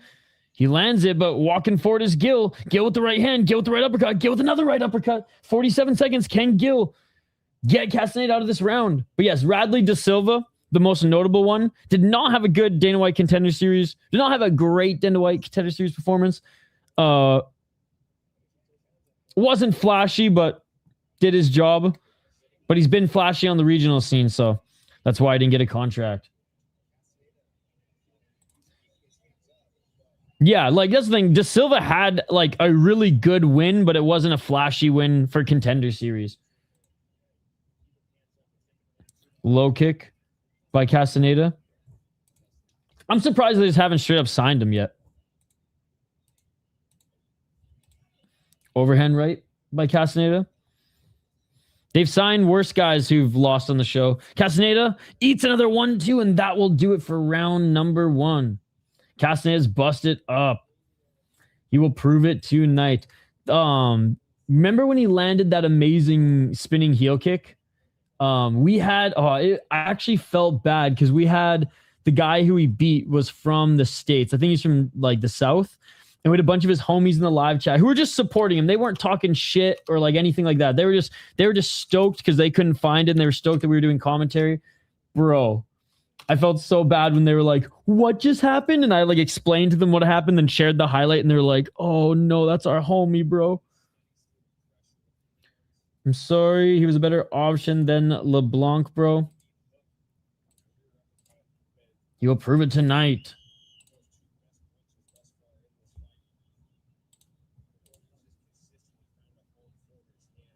LeBlanc's the kid from Calgary, right? 6-0, 5-0, 6-0. Oh man, Castañeda, he looks like he's been in a fucking fight, dude. Oh my goodness. In a fight he has been in, round number 2. 5 minutes, no less. Oh, front kick by Gill, and Castañeda used that to get back in the clinch. Castañeda wasn't able to get Gill down in the first round. No, the guy that got subbed in the Oh, Julien LeBlanc, yeah. I'm guessing that was also just like he was available. Like, don't get me wrong, like Radley to Silva I would have liked, but I don't think they were in the same weight class. What Canadians can we just friggin' snatch right now available and bring him on? Yeah, but who is he gonna fight? Were they in the same weight class? As much as I love to bitch and complain about the UFC as well, trust me. There's a lot of things that go in behind the scenes and putting a card together. And one of the reasons why we see one of the biggest answers, which should be just plain and simple to everybody, but it's not. Oh, why was like the Julien LeBlanc signed and not X, Y, and Z? Well, it probably had a lot with injuries, availability, insurance, the whole 9 yards. Who could travel with them, if they could even fund the travel. Like, there's so many things that go on behind the scenes too. So that's why we see a lot of randos like, what is this? Oh, it's because that guy answered the call and everything kind of worked out for him compared to X, Y, and Z. Some just the matchmakers have a hard on for whatever reason, but it's hard enough to put together a show at this level and have people not drop out and availability and stuff like that. So you can only imagine the craziness that goes on behind the scenes for a UFC card that has shows every single week. Fortunately, it really is about the division now. BFL really packs them in. No room for men spreading in that audience. It's not, yeah, it's not the biggest like venue, but I'd imagine there's got to be at least like 1,500 people in there, eh? How many people? I don't know if Mr. Showtime's still here. Some division just weak, so guys getting easier. That is true as well. They just need bodies in the division. Get an umbrella for Chiesa. Oh, right uppercut by Gill. Yeah, Chiesa's been just blood and sweat have been splattering on him. Look at all the blood splattered in front of them, and there's blood splattered in front of them again, and a big right hand by Castañeda. How's the Canadian PFL? Yo, what's up, Toxic? Dude, this is way more violent than what we've been seeing in the PFL. Actually, PFL was a pretty damn good card last week, but I would say this is just as violent PFL. It's actually been a really fun main card so far, man. Left hand. I know you're trying to rip on it because it's from Canada, and yeah, everything from Canada sucks in you guys' eyes, whatever, but it's been a fun card. 130. Unified has been very, very disappointing. BFL always exceeds my expectations. My expectations for BFL are always here, and my expectations always get exceeded to here. Unified, my expectations are here, and it always is poop. So, fucking BTC surprises me and makes me more excited to watch it than freaking Unified, bro. As I said, Unified's boxing was fun. Haha. 58 seconds. It's been all right. It's been all right. But again, the expectation is set too high, I think, for them. And they just always disappoint.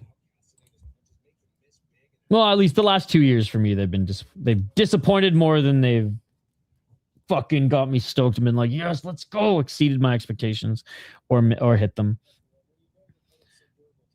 Whereas like BFL, I set them maybe too low, and then I'm like, oh yeah, this is actually a league. 24 seconds. Yeah, I thought Unified was kinda on a heater, but I haven't been keeping up, I guess. Hard to stay up for non-Saturday cards. God, it's harder for me to stay up on Saturday these days. You see, they put Hassan on the Dana White Contender Series against the Indian guy that got chinned in Road to UFC and cried after. I did not see that. I disagree. The 3 events this year have been fantastic. Their production might be better. Oh, their production's way better than BFL. Their production's way better than BFL.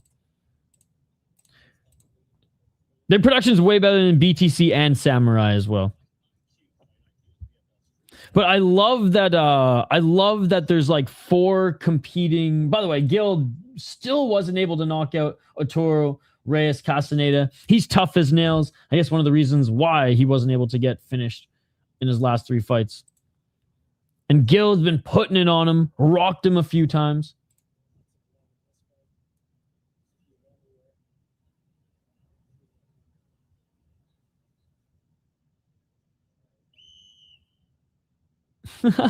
Chiesa's covering the sweat and blood being splattered on his face with his notes.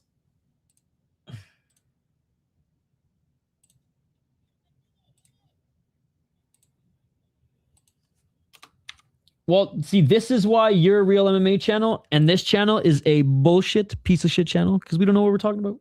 Unified is on my short list of promotions of the year so far, with Ink and some others can't think. So there you go.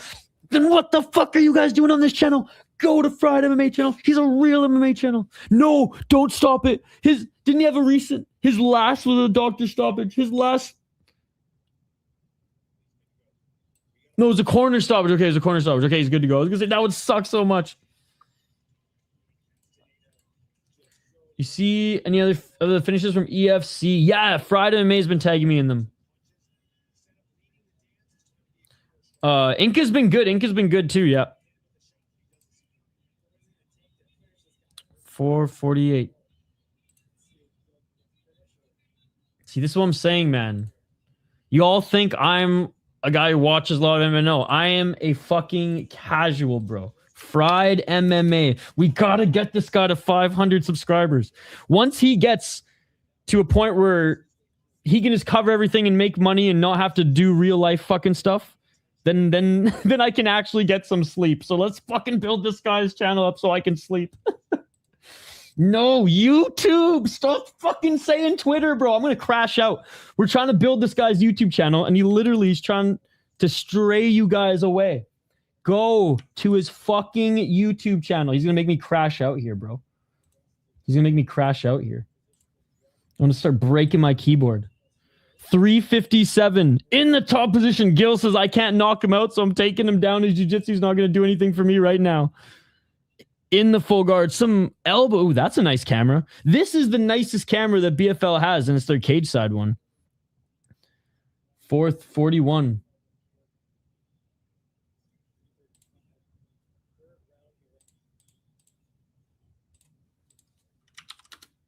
$500 subscribers, guys. We've got him like 8 already on this stream. Not good enough. Not good enough. We need at least 20 to 30 from this stream. Oh, now getting the back. Nice left hook in. Nice left hook. Some ground and pound to soften him up. Left arm around the neck. Castañeda. He's the jiu-jitsu guy out of the two, but Gill taking advantage of a tired body here. Gill couldn't get on top of him. Castañeda. Great job getting back up to his feet. Let's go. 251. Dude, seriously though, Fried MMA has been putting in the work, interviewing fighters daily. He is Diego if Diego was on YouTube. Because I think Diego still watches more MMA than Activate A, myself, and Fried MMA, and Chris Cushman all put together. Hell, maybe even Half Dead Frank too. Back up against the cage, big left hands. By Gill.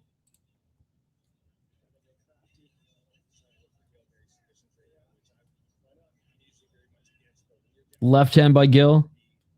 Just a short shot in the clinch. Knee. There are a ton of title fights on this card, I believe. I believe only 4, and then there was a amateur title fight as well.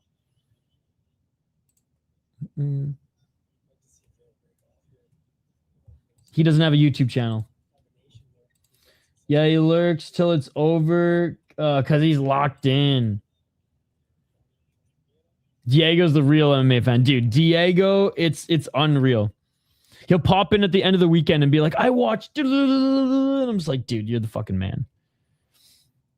And it was cool that he was in our chat for a while when he was after his car or after the bike accident, because he got hit by a car, right? Riding his bike. And he was in the hospital with like broken legs for months. And he was just like, I got my laptop, my iPad, the TV screen, and you guys. And it was just cool. We were able to be there for him, and he'd give us health updates and stuff. And good guy, Diego. Oh, right uppercut by Gills. He evades the clinch. 1 more minute remaining. 59 seconds. Flying knee attempt by Castañeda.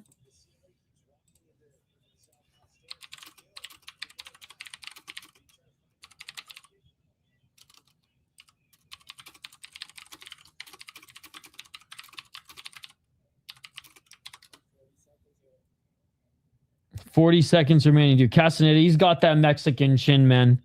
And he's throwing heat still. Loads up and overhand right. Swing and a miss. Double left. Castañeda misses with the right. Hey, Gill had his moments in the first round, second round to knock him out, but he's even a little tired here with 20 seconds left, but still the aggressor, still landing the majority of the significant strikes. Give the win to Castañeda. More impressed with his durability than Gill. It's one of those things where, like, it takes 2 to tango. And we got to see Gill's skills. Oh, Gill with a final takedown. Don't know if it will count because he was airborne when the bell rang, but I mean, what a smart way to finish the fight regardless. I mean, Gagan Gill did everything but finish him. Near flawless performance, but you got to give a round of applause also to Reyes Castañeda, because this guy's got a heart, this guy's got a chin, and this guy's tough as nails, man. Grip percentage, how much was it again? They were like 92 a piece. Dude, give this guy 95, 98 grip percentage.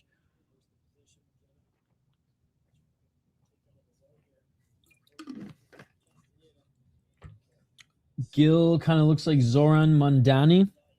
Is that the New York mayor?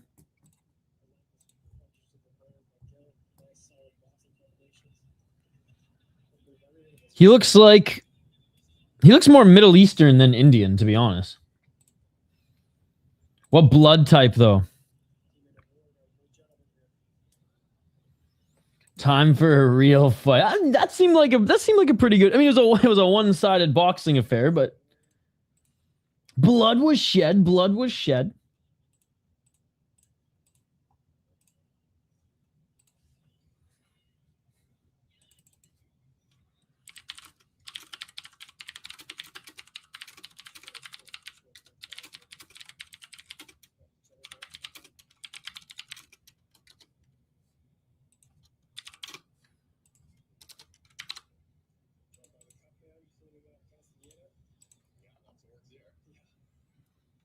Gagan Gill fighting like a minus 2,000 favorite. Fuck. I knew you weren't watching the fights. Only numbers. All Mr. Showtime cares about is his numbers, ladies and gentlemen. Mauricio Barbosa is a prospect on my list. Who does Pro Box TV? Oh, here, I'll find a channel that does Pro Box TV for you guys. I think In the Granite does. And Gagan Gill.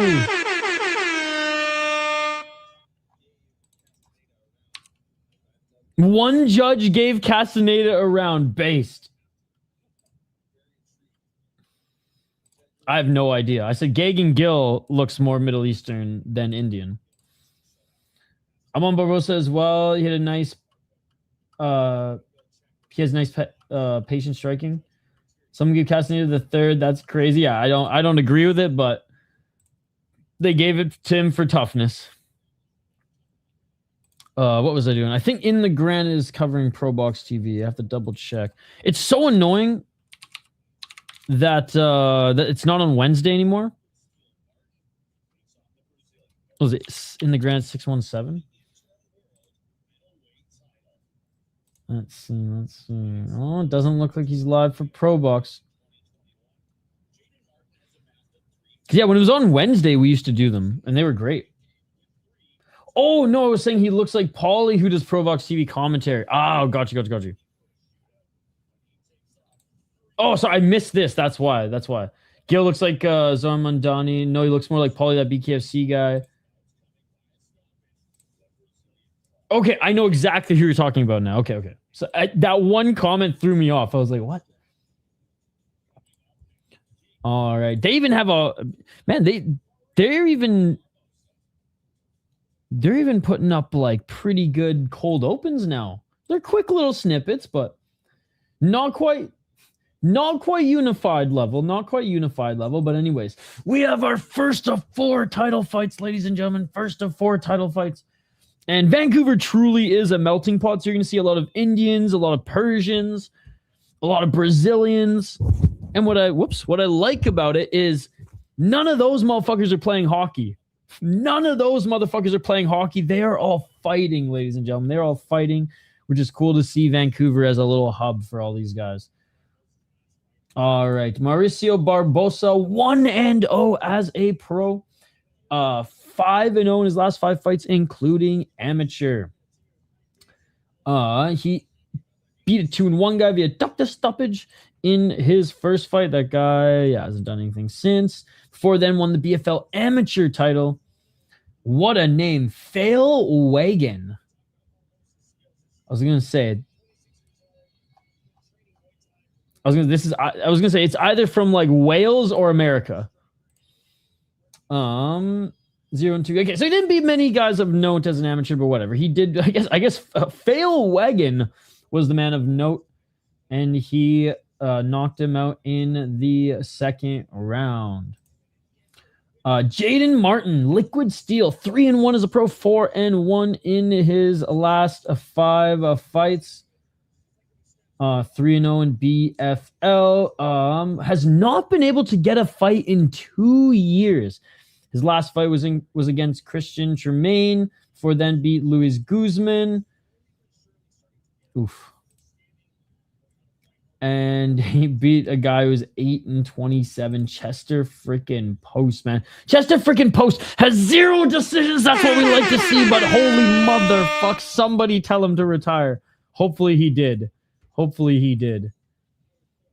right, as an amateur, he beat some decent guys, and he went 4-0.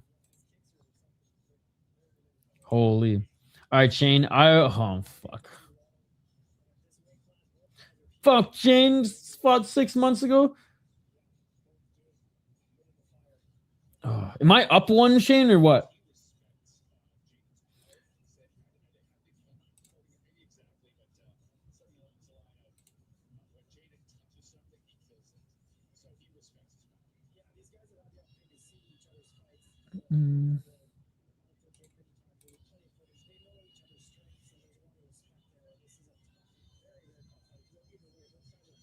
I don't know what you're talking about, Mr. Showtime.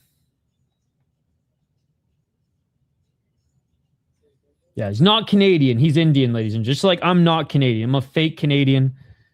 I'm a dirty brown. Oh, that's no good. Or I guess American now. Did you hear Hank has returned? No, I did not hear. It's big news for the unemployed retards of YouTube.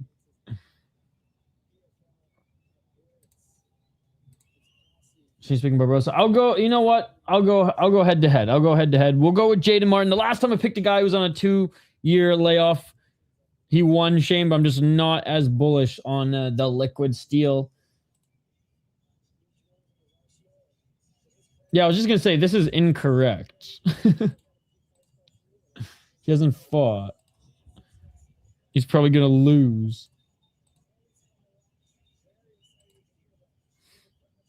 It's going to start soon. It's going to start soon. Jayden Martin is making his way to the cage.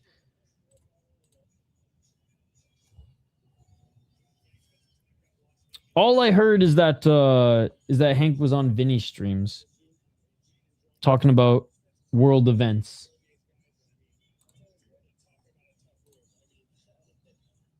Which I don't even have enough time to watch EFC. Oh, which I hate myself for. Let alone watch other people to talk about world events.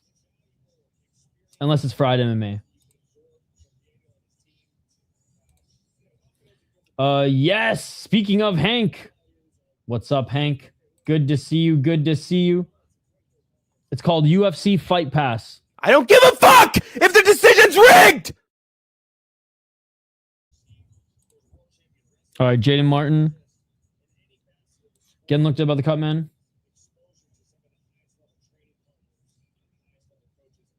Right. I did pick... Well, didn't I pick... Okay, that's right. But I picked... did you also pick Batra?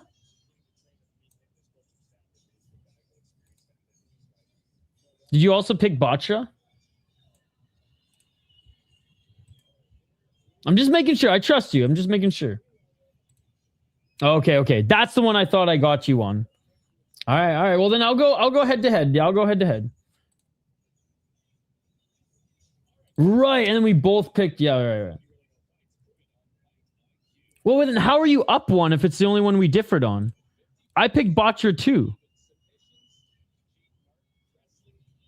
Shane, we both picked Garcia. I lost this one. Okay, that's why I lost this one. Gotcha, yeah. I lost this one. We both picked Batra. Okay, gotcha. Right. Choppa! Yeah, okay.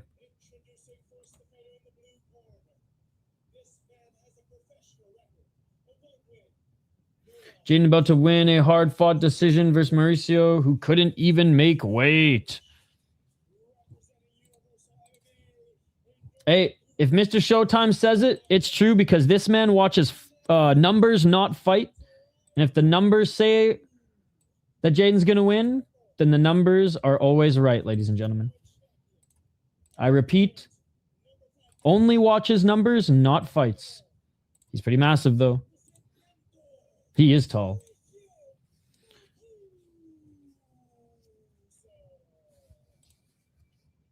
Could be super easy. Barbosa takes him down, but he'll probably strike.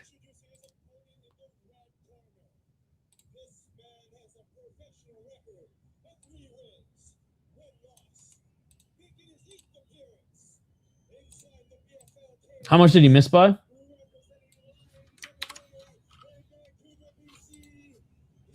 He's at a Lions. Decent gym.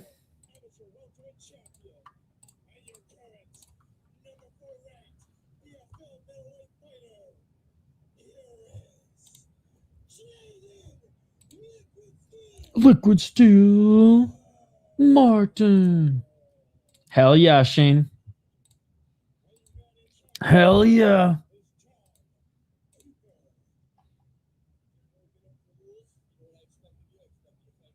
Damn, he's tall.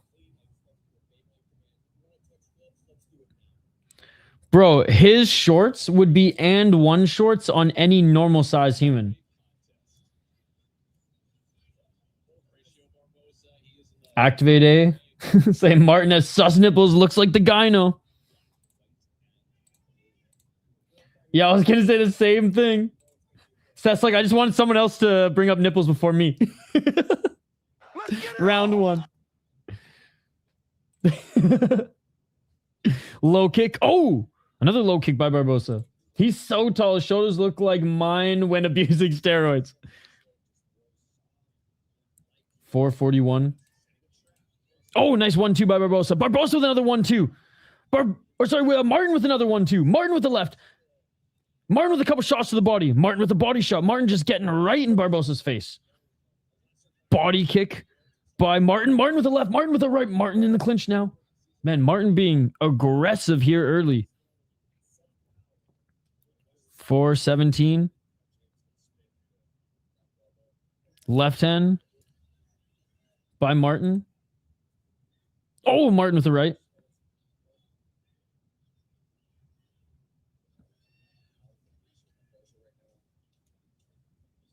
Left to the body by Barbosa. Another left. Oh, Martin with a 1-2. Martin with the right elbow. Martin with the left. Martin with a knee. Martin with another knee. Dude, Martin is in the face of Barbosa and he's hurting him. And then goes for the takedown. Gets the takedown.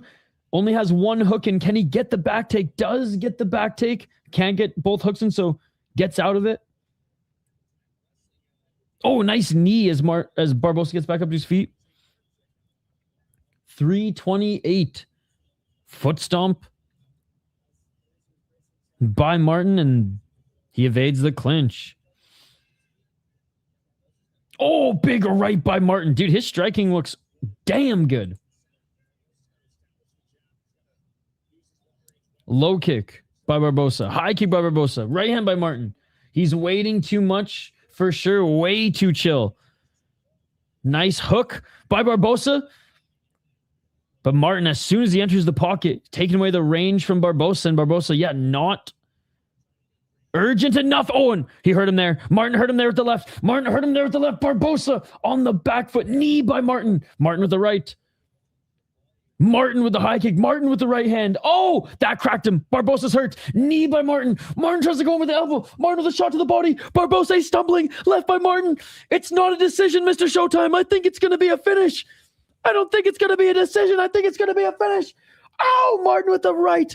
With a left. With a right. With another right. Martin just can't gas himself out here. He can't gas himself out here. He's throwing elbows. Yo, what is up, man? Good to see you, Snake. And this fight is over. It wasn't a decision. It was even better than a decision. He may not watch fights. He may never put his eyes on a single mixed martial art fight. But goddamn, does Mr. Showtime watch numbers? And goddamn, is he always right, ladies and gentlemen? Martin fucked him up. My God, this is almost like he had superhuman strength in there. Jeez.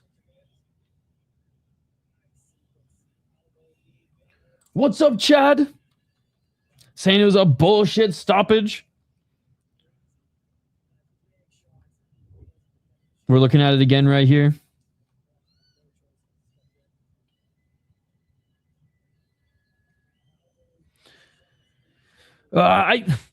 Could he have taken a little bit more?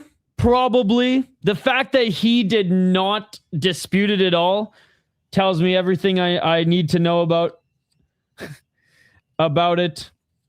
Probably could have let him take 4 more elbows to the face, but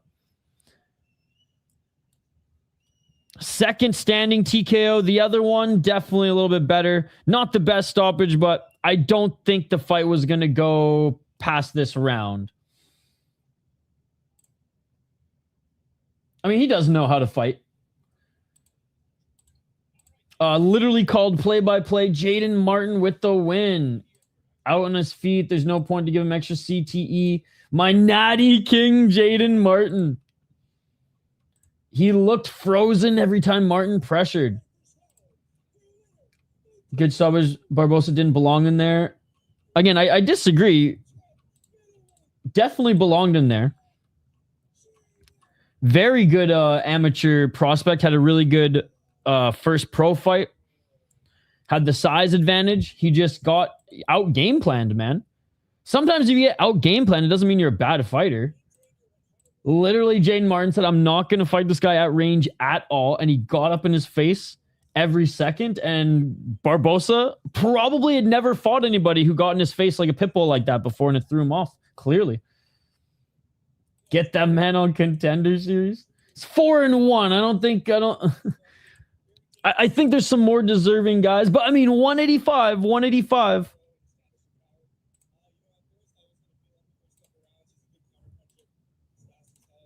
And this was the middleweight, interim middleweight. So he's going to have to fight who's the middleweight champion in BFL right now?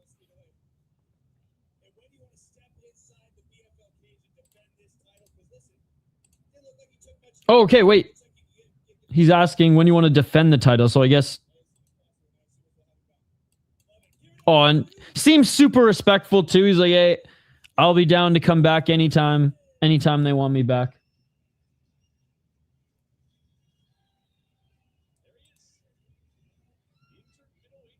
The interim middleweight champ. He's the champ. Then why is it an interim champ?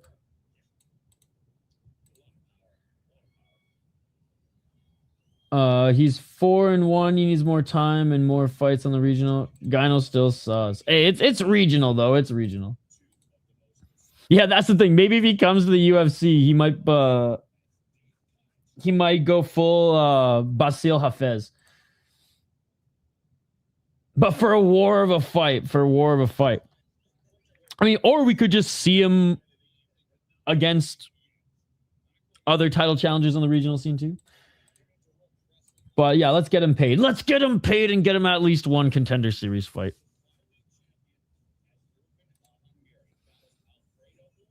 But again, he's been out for almost 2 years, so I think even as a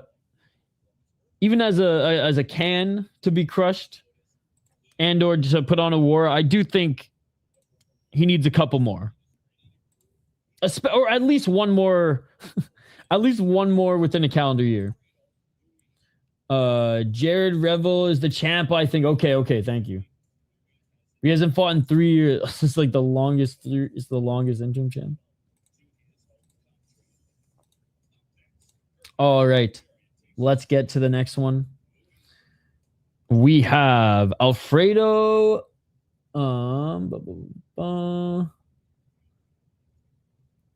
Muaiad against Erfan Ahangarian.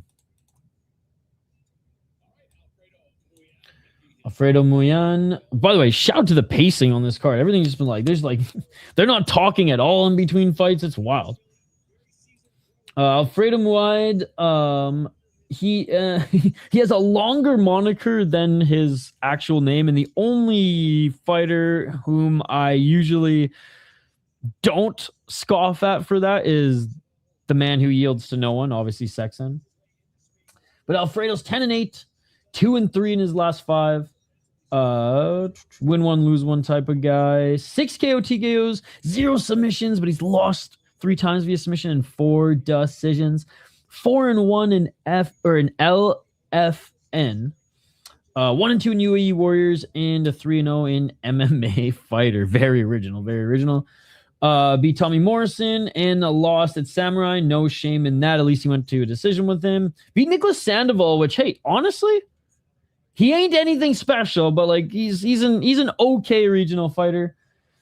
Lost to Abu Bakr, no shame in that. Beat a 4-1 guy via split decision who hasn't done anything since. Can't really give him too much credit for that. But what I will say is this guy fought a fucking murderer's row of guys, man. He fought a fucking murderer's row of guys recently. Since 2022, he's only fought good opponents. Shit, man. Since Tyra?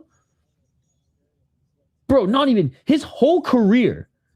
Once he goes 4-1, it's like, boom, he's only fighting good opponents. That's insane. So, like, his resume is way better than his record shows. Now, has he taken a lot of damage in his MMA career? Is he a certified unk at 37 years of age? Yes. Is he someone that BFL's hoping that the Coquitlam native takes him out? Yes.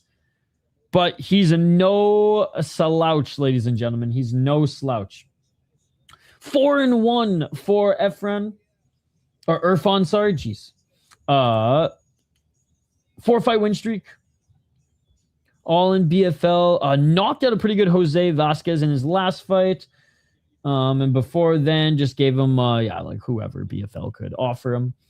And as an amateur, went 1-1. Striker, if I'm not mistaken. I mean, who are you going with, Shane? All right, well, Shane, I'm going with Alfredo. I'm basically just going to go head-to-head against Shane to try to get back in this.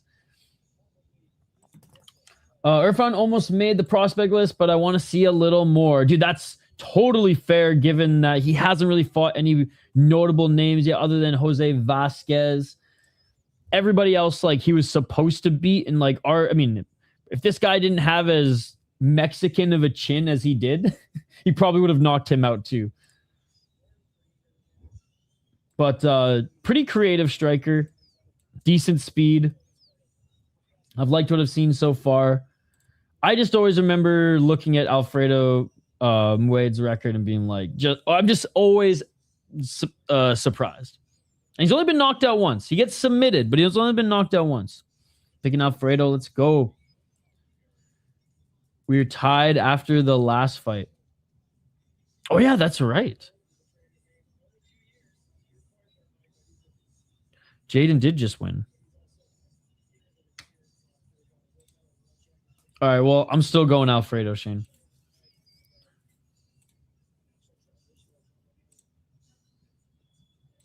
He's almost 29. Hey, but if you've only had a handful of pro fights, you could still have a good career into your 30s. I think people just think like once you hit 30, you're done as a professional athlete. You're done at 30 if you've been doing the damn thing for 10 to 15 years, and in, you know, hockey and shit, you know, 20 to 25 years, right? Good to see you, TG1. Good to see you.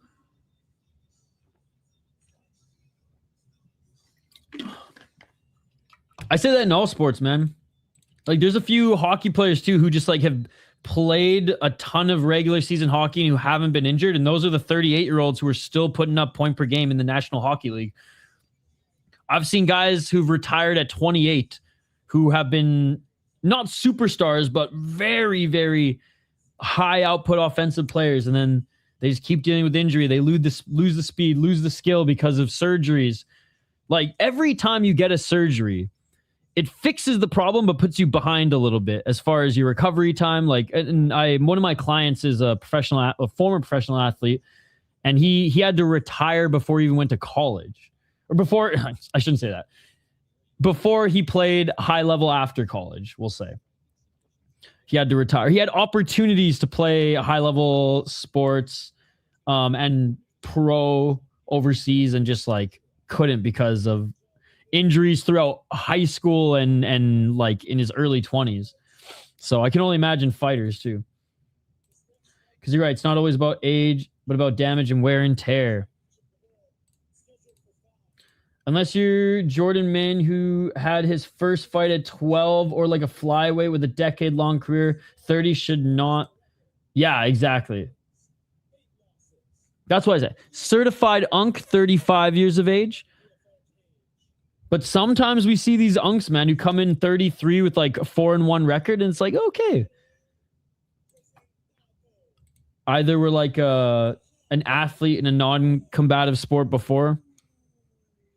Dude, Shan Bowers, she's what, 31, 32? And she was like, she was a runner, a triathlete, wrestler. I think she fucking did like shot put and shit. I think that's part of track, but I think she was a cyclist as well. I guess that's part of triathlon. And then came to fighting a little bit late after doing a bunch of martial arts. And it's crazy. She's that cardio for days and toughness for days. Literally Ben Johnston.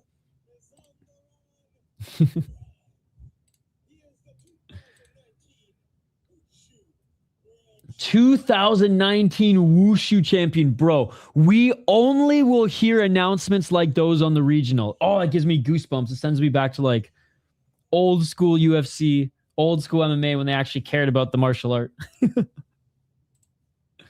Now he's just a mixed martial artist. Now he's just a freestyle fighter. All right, here we go, guys. Here we go. The string of title fights have begun. We have a certified unk who's still somehow putting on exciting fights and sneaking out wins on this card, by the way. He is the king of BFL, and I cannot wait. Well, I'm both excited and terrified to watch him fight again. Word, I love that Kevin Holland still gets announced as a kung fu fighter. Me too, me too. Let's get it all. All right, round one. My boy Jayden Martin gets the strap. Let's fucking go. Erfan by KO coming up. Again, Mr. Showtime doesn't even watch fights, just watch live odds, but he predicts fights perfectly, so he is going to get this right. Kajić! 429. Low kick by Muaiad.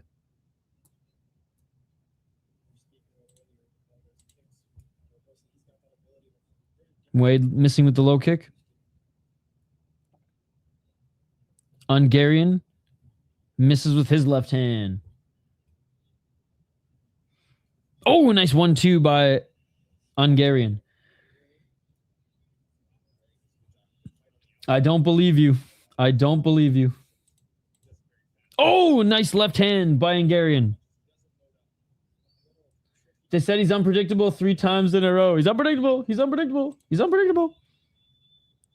345, a low kick by Ahangarian. Right hand by Muaiad.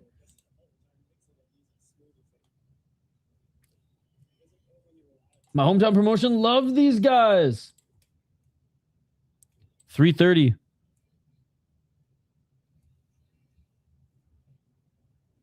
Then you'd think you'd be watching them and not the live odds. 320. But you do you, brother. You do you. I got updates for you. Don't worry. Low kick by Ahangarian.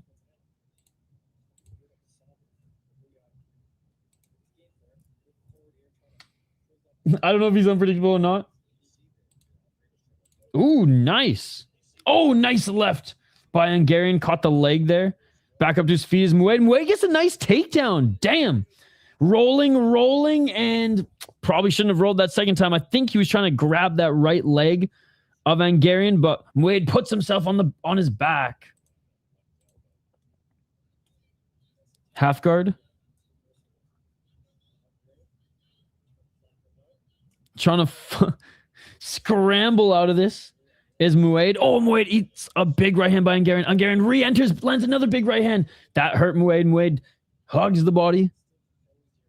222, nice left elbow by Ahangarian. Eating teeps for fun.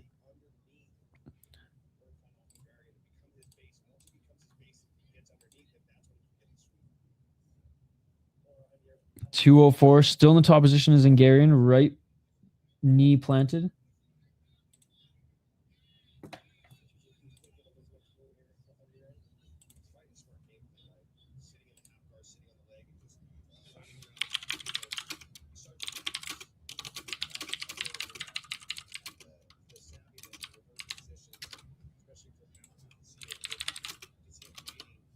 $137, still in half guard.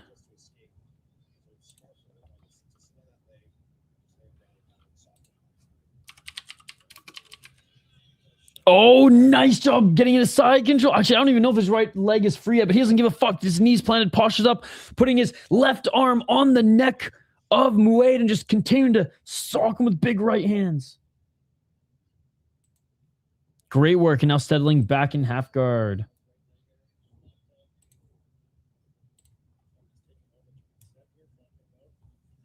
$102.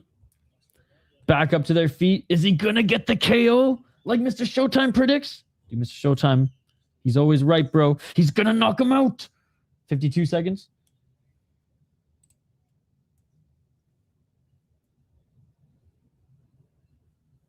Oh, clowning a little bit. Or maybe he was actually trying to pull up his pants. Oh, Ahangarian with a nice step in right hand. Oh, just missing the side kick. Step back right hand for Ahangarian. 22 seconds.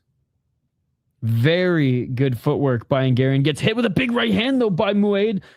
And Muaiad with the front kick. He should have thrown some boxing combinations again as Ahangarian catches the leg and takes him right back to the ground. Final 10 seconds of this first round.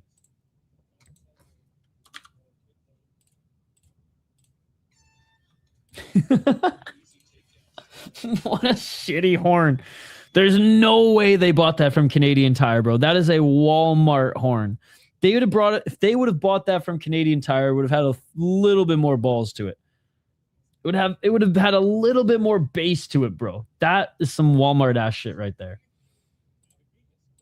All right, round 2 coming up. Round 2 coming up. Clear first round by Erfan Ahangarian. Clear first round.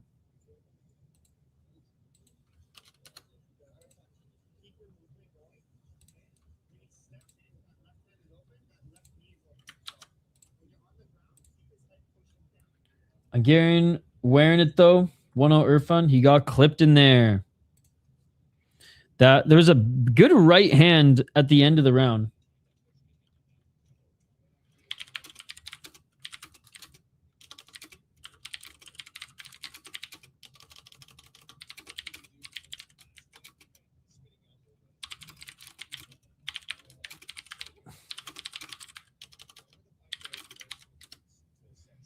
All right, round 2. Let's get it on. 5 if needed. Haven't needed it yet. 4:48.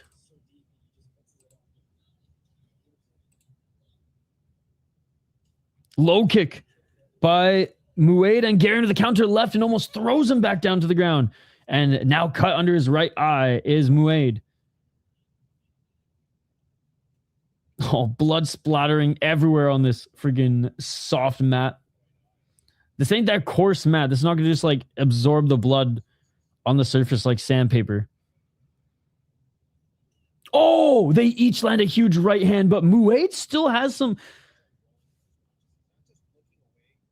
fucking... Oh, some pop in his shot, spinning elbow by Muaiad. It must not have landed clean, or Ahangarian's got a hell of a chin, man, because that was insane. He almost double freaking elbowed too.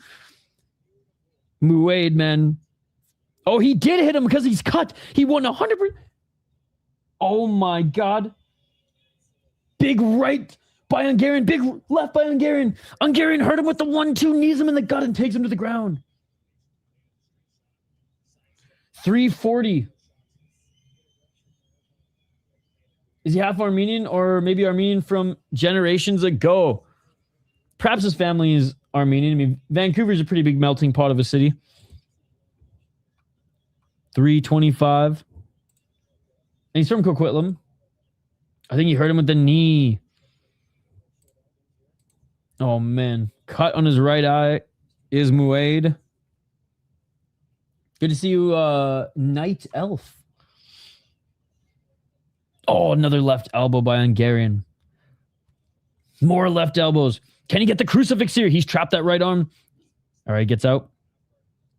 East Van shorts, dude. Those fuck.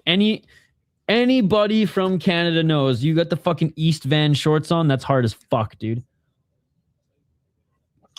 Go Alfredo. God, I need to get myself some fucking East shorts, Van, or just like a hoodie.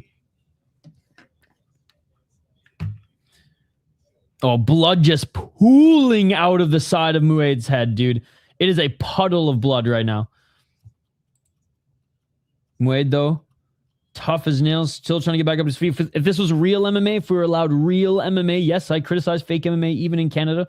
Ahangarian could land that left knee right to Muaid's face and the fight would be over. Big right elbow by Ahangarian. I love how Ahangarian on the ground utilizes the best tool in an MMA fight because it can help end the fight via TKO, knockout, or via doctor stoppage, and that is the elbow, ladies and gentlemen. Ahangarian, an absolute savage on the ground when it comes to utilizing the elbows. Hey, let's go. Kid Dolla's rooting for Alfredo. Hey, he's had his moments and he's shown a lot of heart. And we got 3 more rounds if needed. But his face is bleeding like crazy. I will say that. He's trying to get back up to his feet, but Ahangarian trying to get a back take here late with 1 minute and 37 seconds remaining. It has been. Commentary saying it's a bloody night.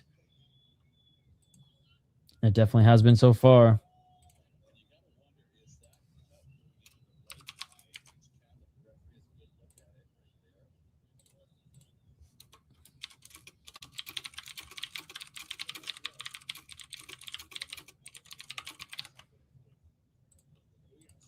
.107 back on their feet.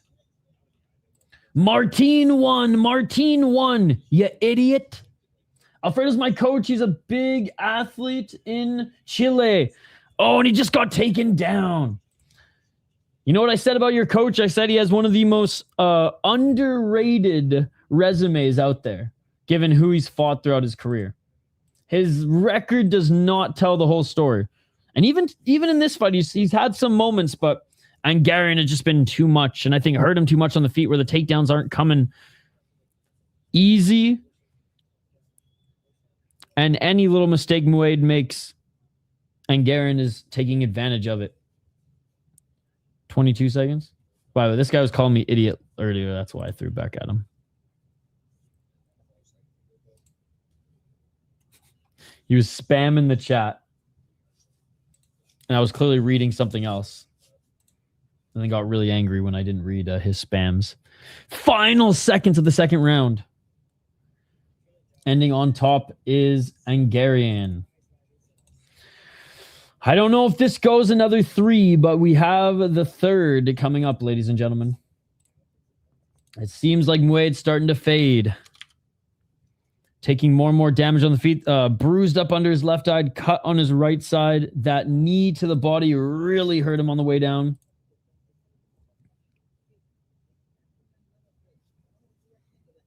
All right, so the cut is right under the eyebrow. Right under the eyebrow on the right side. Alfredo here in Chile stands out for being a great athlete and a great level of grappling combined with his striking. Well, he may be down in this fight, but definitely worthy of a title challenge, even off a loss. But that's BFL for you. What do you think about Ren's fight? Ryzen special Russo is the dumbest shit ever. They're doing it because they need to sell tickets. Apparently, they weren't selling a lot of tickets. So they added Ren and Kuzi so it's big gloves, no kicks, no elbows. So it's basically like boxing, but 3-minute rounds. 3-minute rounds boxing is essentially what it is. Ignacio Bahamondes is Chilean. Dude, his little brother is going to be a beast too. The way that everyone in their camp is everyone in Chicago is talking about him. Man. Looking for the takedown there is Muaiad, but he gets reversed by Ahangarian, reversed and punched in the fucking head. Back up to their feet. Oh, nice counter by Muaiad. Chilean MMA is legit. I recommend the fights of Open Fight Lantam are very good fights and great exponents. Dude, thank you so much. I think we've done one Open Fight Lantam event. Oh, spinning back fist attempt by Muaiad, but misses. I think we've done 1 or 2 Open Fight Lantam events on the channel. There you go, guys. Go see. This is why Fried MMA is a real MMA channel, because he is covering real fucking MMA every single day for you guys. I don't even know why you guys are subscribed to my channel. My channel is a bullshit channel. Go subscribe to Fried MMA. He keeps giving you all the goods and you're not subscribing to him. What is wrong with you? What is wrong with you? Go subscribe to Fried MMA. We're trying to get him to 500 subscribers by the weekend. If we don't get him to 500 subscribers by the weekend, I'm done streaming, ladies and gentlemen. It's over. 335. Spinning heel kick attempt by Ahangarian. Oh! Knee to the body by Muaiad. And there's a nice trip takedown by Ahangarian right into the guard of Muaiad. Yeah, in the summer where Tony tripped over the cord and we missed the main event. The brother of Ignacio Bahamondes, a.k.a. La Walita, won by submission in a matter of seconds. That child comes strong, has a tremendous level. Even Bilal Muhammad said that he might be even better than Ignacio, but we don't know yet. 25 seconds. Left arm trapped. You see, Kaywin Lee is not the favorite. I'm kind of surprised. I like Takagi, but he ain't Lee. Dude, I am very surprised. I am very surprised. Oh, big right elbows by Muaiad. I think let's see, who did I pick? I think I end up picking Takagi though. I'm in the midst of recording my podcast. 2 minutes and 20 seconds. Big right elbows by Ahangarian. Yup, I did pick him. Whoops. Sick fucking fight is my top note. I do so much crazy research and tape study for Ryzen. That is one of my favorite fights on the card. That one and Kafaro's fight. Jolita win on Guerra Kampal by TKO. 151. You can see that Walita fight in Guerra Kampal MMA event. Great BFL appetizer for one Friday. ACA Jordan Min fight week. Let's go. Yo, what's up, Pablo? Good to see you. Is Guerra's good too? Ota is back also. Hype. I think the card. Oh, and the ref stands him up. The ref stands him up. Based referee 121. Knee to the body by Hungarian. High kick by Hungarian. Swinging for the fences, Muaiad, but Hungarian with a 1-2. Hungarian goes for the takedown and gets stuffed by Muaiad. No fucking way. No fucking way. Is Mr. Showtime going to lie to us, ladies and gentlemen? Is Hungarian not going to get a knockout? That's what I want to know. Hungarian looking for the trip takedown. He gets it, but Muaiad with the reversal. Muaiad with the reversal. Muaiad back up to his feet. Knee to the body. Another knee to the body by Muaiad. Hungarian won the first 2 rounds handedly. He's probably going to steal this round too, but he is tired. He is tired, and Muaiad is showing that. Because though Muaiad is tired and he's also banged up, if we were allowed real MMA, by the way, Hungarian could just knee him in the face, but fake MMA. Hungarian did a beautiful job trying to grab the neck. Oh my God, Hungarian. Beautiful back take. Oh, he didn't even grab the back. He just go for the neck. Hungarian grabbed the neck. Couldn't get the back. And now gets in half guard. What a crazy fight. What the hell? What's that on his foot? I think it's a piece of plastic from like the cage.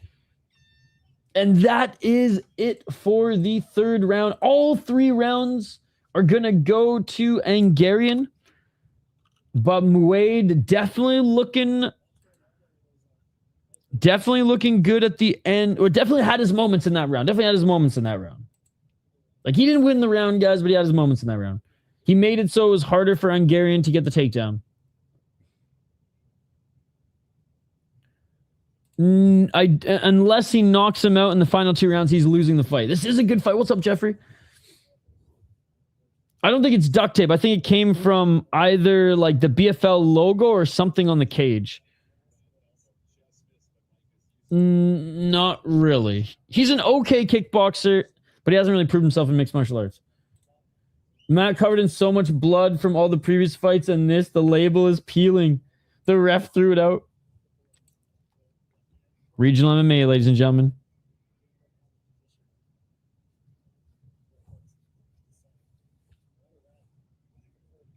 Was competitive, but Hungarian win all rounds. Yeah. Muaid's shown that he still has gas left in the tank, enough to stop some takedowns from Hungarian and actually land a few big shots on him, but not enough to win the round, in my opinion.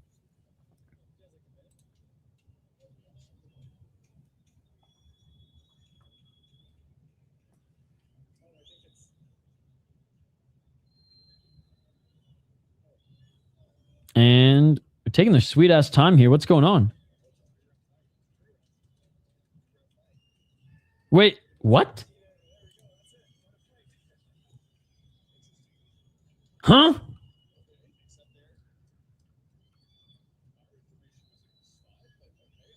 Three-round fight? What is going on? I don't know. Even the commentary doesn't know what's going on.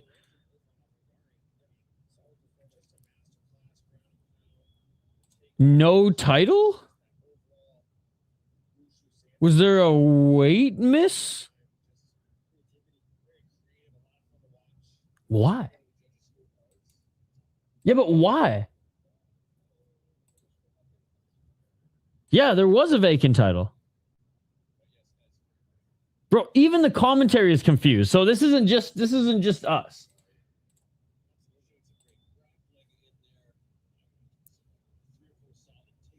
Bro, even Muaiad is going 5 rounds, no? Wait, and it's still a title fight?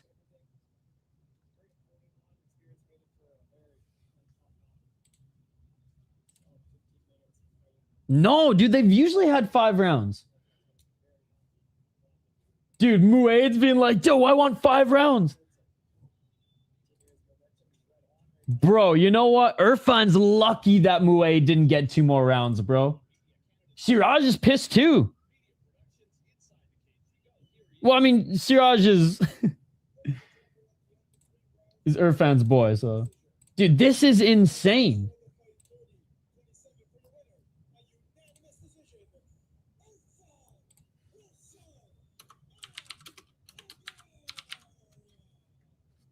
All right. I'm tweeting at Battlefield.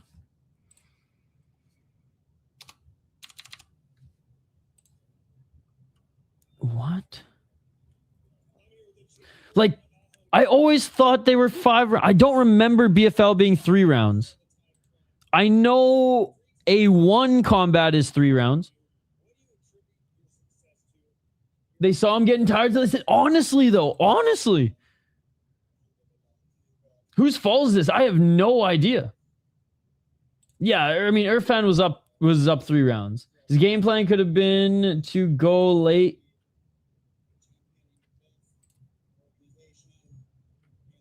Go late, kind of wild.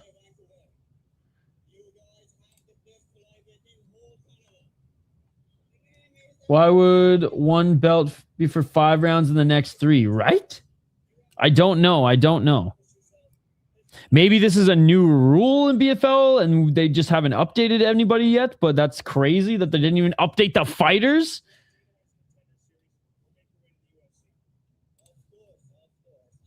Yeah, well, we're going to find out why. I'm going to find out why. It's Dean's fault, right? Jeez. It's Dean's fault. Like, I'm trying to remember. Like, yeah, no, BFL has always been 5 rounds. A1 Combat does 3. Cage Fury FC does 4, and if it's tied, they go to a 5th round.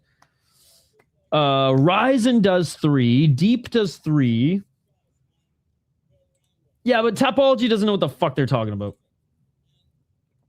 Like, I mean, Tapology would be the last to update it, but yes, even Tapology has it 5-5. Is that the guy who got knocked out on the Canadian card? It's going, yeah, Jamie Siraj.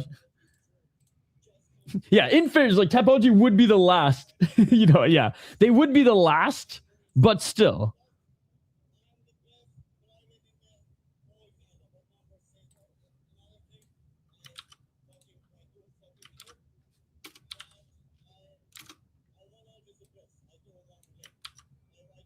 I mean, he had a great performance, but I'm sorry, this is overshadowing his performance.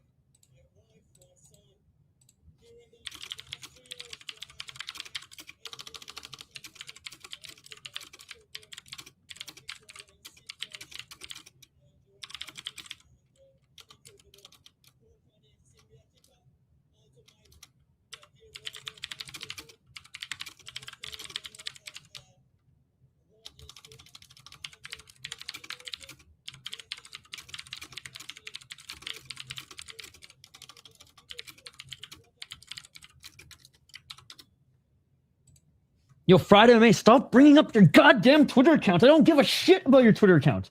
I don't give a flying fuck about your Twitter account.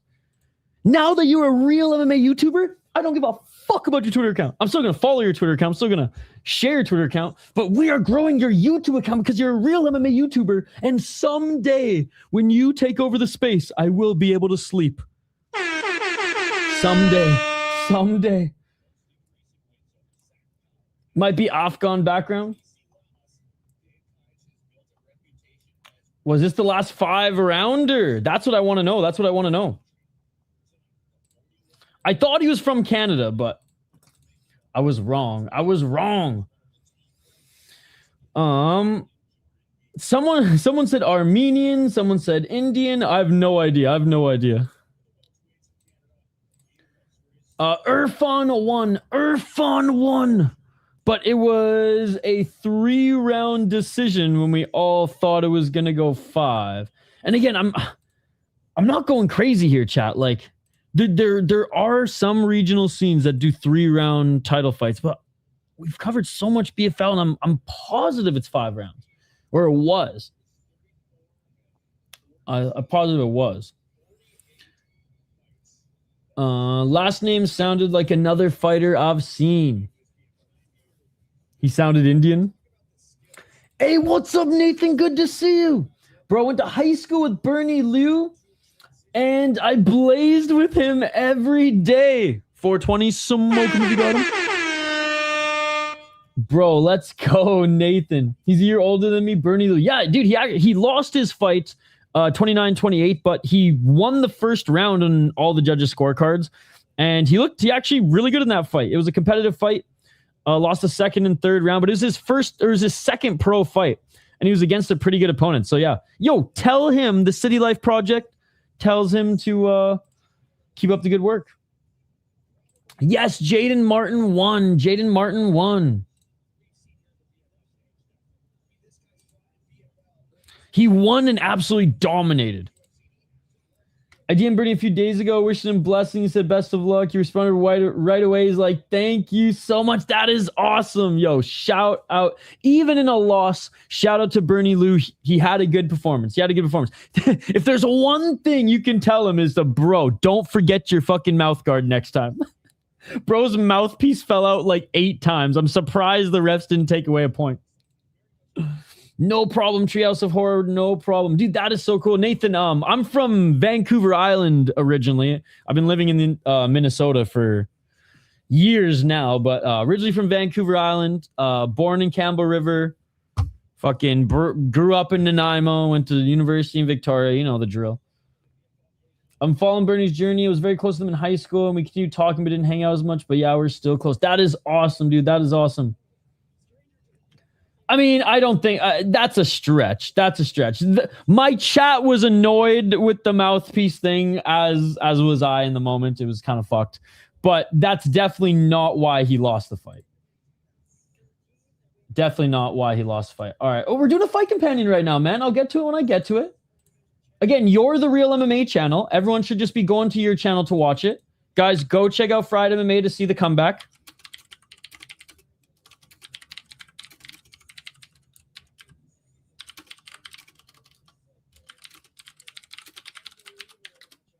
He's charismatic as a hell. Like, he's so funny. Hell yeah, dude. Erfan won, but it was... I mean, he won all 3 rounds. I thought it was going to be 5 rounds. I think we all thought it was going to be 5 rounds. If anything, this one should be 3 rounds, not 5 rounds. Oh, all right. Uncle Dejan Kajić, ladies and gentlemen, going up against Jordan Main. Young gun Jordan Main, 34-14 out of Lethbridge, Alberta. Bro, I have never partied anywhere harder than Lethbridge. From Lethbridge with love. I only play Moose now. Fuck quarters. We only play Moose. Shout out to the Moosehead. Shout out to Lethbridge, home of the Hurricanes, from Lethbridge with love. All my homies from Lethbridge. Fucking love you guys. 34-14 on a 2-fight win streak. 3-2. I never lived in Lethbridge, but I lived like an hour away from it. You think Wild will pull it off against Colorado? Oh, fuck. It all depends if Eric Sinek looks human in game 3. If Eric Sinek is not in game 3 and just is a shell of himself, then... They need him. Shane speaking Maine. Yo, Nathan, how about the fucking Canucks? Look at my post tab on YouTube. I just went on a rampage posting about statistically how shitty the Canucks have been in draft lottery history and stuff like that. Oh, I almost puked the other night. I was like rage streaming the Wild game on my second channel, which, by the way, I cover hockey on my second channel, the Soda Pod. Go check it out. 34-14, man. 16 knockouts. Has only been knocked out 4 times. 9 submissions. Has only been sub 4 times. 9 decisions. Has lost 6 times via decision. You guys might remember him from his UFC run. He was in the UFC for 5 years, and he fought 9 times, finishing with a 500 record, going 5-9. He fought 3 times a Strikeforce, going 2-1 and 0-1 in Bellator. Beat Johan Linnes in his last fight, which honestly was a really good win. Johan Linnes, even on his way out of the UFC, was still a decent opponent, and he looked okay in his first his first fight back out of a major organization. But great win against Johan Linnes. And he also beat a young 7-1 Danny Mallet as well. So his last 2 fights at Unified and Samurai, respectively, have been really good. He lost to Delano Taylor, but he was injured. He probably would have gone on to beat Delano Taylor.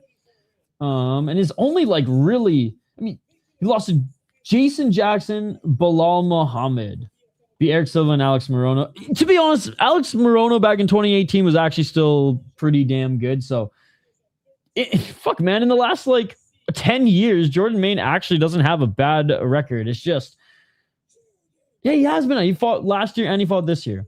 He's going up against Uncle Kajić, who is going to be undersized against him, is not as quick, and whose stamina has been falling. He's got a good first round in him, and he's got a lot of heart. He will fight till the end, ladies and gentlemen, but he is certified Unk. Originally out of Bosnia, but been living in Vancouver forever, has been fighting in BFL forever. 18-9-2, 3-2 in his last 5 fights.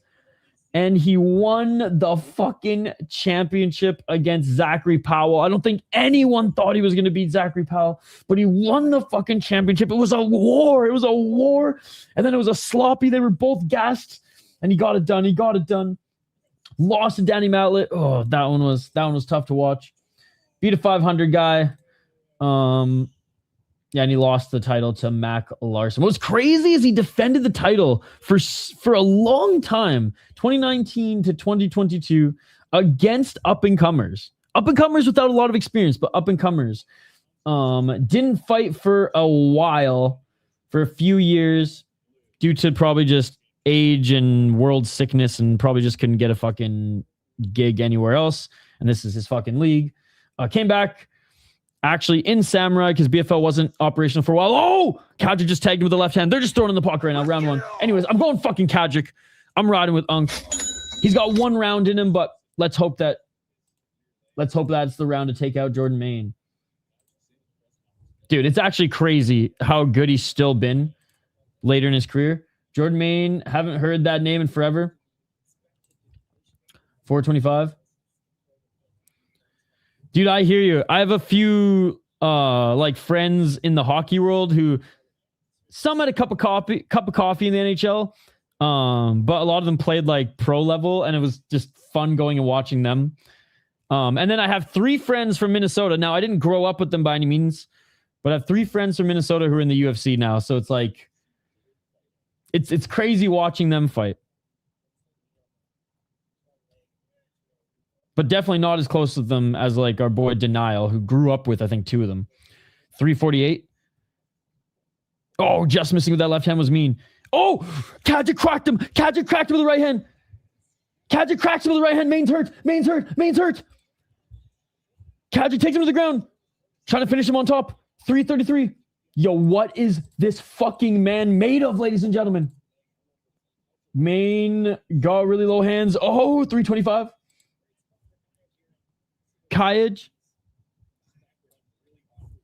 Half guard. Yo, did someone's mouthpiece fall out? No, just more of the freaking shit on the cage is peeling off. Man's boxing's not what it used to be. Again, though, Kajić, after the first round, he does slow down. Man is injured. 257. He limped backwards, but I didn't know if that was because he was rocked or if maybe it was a little bit of column A, a little bit of column B. Maybe rolled his ankle after he got hit and he stepped back. 242.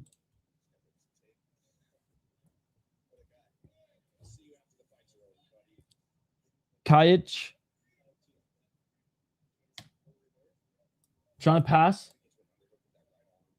That promo gonna want discount after their logo ripped, right? Well, I mean, BFL just tell them, yo, send us a better fucking logo next time, dude. Okay, so the commentary is starting to comment on the leg that might be compromised of Main. Main trying to pass. Oh, Main with a nice reversal. Nice reversal, straight armbar. But Kajić comes out of it, back up to his feet. Main can't stand up. Right hand by Kajić. Left hand by Kajić. Oh, right by Kajić. Knee by Kajić. Right by Kajić. Left by Kajić. Main covering up. Right hand by Kajić. It hurts him. Kajić on the back foot. Or Main's on the back foot. Kajić. Knee to the body. Kajić with the right. 144. Kajić pressuring him. Kajić with the right to the body. If anything, it's better publicity because we're talking about it more. Right by Kajić. Kajić, dude, he's got to get the finish here. He's going to slow down. He's going to slow down the second. He's going for it. Oh, big welt under the left eye of Kajić, or of Main. Kajić with another knee. Kajić, 1-2. Main just covering up on the back foot. Kajić, more shots. Will this be a standing TKO? We get at it. Let's go. Let's go. Let's go. He did it. He did it. He's the greatest uncle on the planet. He's the greatest uncle on the planet. He's our uncle. He's our uncle. Let's go. Let's go. Oh, Canada, our home and native land. Fuck yeah. Dude, the king. Step aside, Chiesa. No one gives a shit that you fought in BFL. We only care about the king. The fucking king. Dude, we are... Oh my God, I cannot believe this happened. I cannot believe this happened. I fucking love watching him fight, man. He's got one round in him, but he could still fuck you up in that round, man. He's beaten veterans and prospects. He doesn't give a fuck if the decision's rigged. I don't give a fuck if the decision's rigged! 5 rounds, 3 rounds, 1 round. It doesn't matter. Holy fuck, dude. And still, man. Thought he wasn't going to get out of that submission. He might retire, bro. Bro, Uncle's going to fight. I'm going to die from sleep deprivation before Uncle stops fighting, bro. Unreal. You know what else is unreal? Fried MMA's YouTube channel. He's a real MMA channel. Go check him out.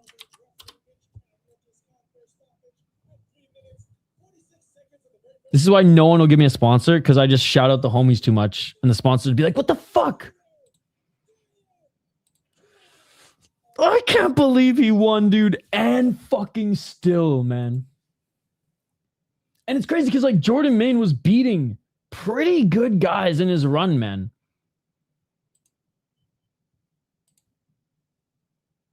Yeah, but striking is fair. And again, fair, but like the last 2 wins, like, again, old man Johan Lanes, it was still an impressive performance. Danny Milete, friggin' he beat Kajić. He probably would have beat Delano Taylor if he wasn't injured.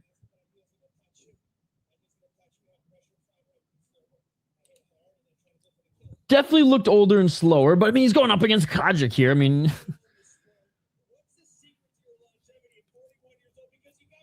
And it was short notice. Still, I don't care. Short notice. Kajić will always be the underdog going into his fights. So bad is Giannis. That's what I mean. The fact he's looking good for his age. I'm picking De Silva listening while I get ready for bed. Unreal. So he was supposed to have the rematch against Danny. See, and I would have been... Oh, man. I do really want to see the rematch. I hope they do make it. Because, yeah, oh, this kid's a fucking legit prospect, by the way. Fried MMA has probably already talked to this kid. He's probably already covered him a lot on his Real MMA YouTube channel and all his platforms. But yeah, this kid's legit. And his boxing actually looked better in his last fight, but he doesn't need to show his boxing off given how good his back take ability is.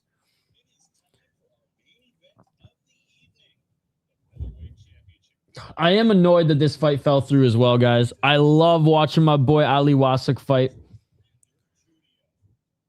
He doesn't have a knockout, but was it his last? These last two fights were so fucking fun to watch, man. And you know what? Even this fight, I know he lost, but even this fight was a fucking sick fight too. He's sick. It's unfortunate that this one got canceled, but hopefully on the next BFL card, we'll see Kajić defend his title in the rematch, and hopefully we see this fight again, because this is one of the ones I was looking forward to the most on the card. I'm not gonna lie. Love my boy Radley da Silva, though. Love my boy Radley da Silva.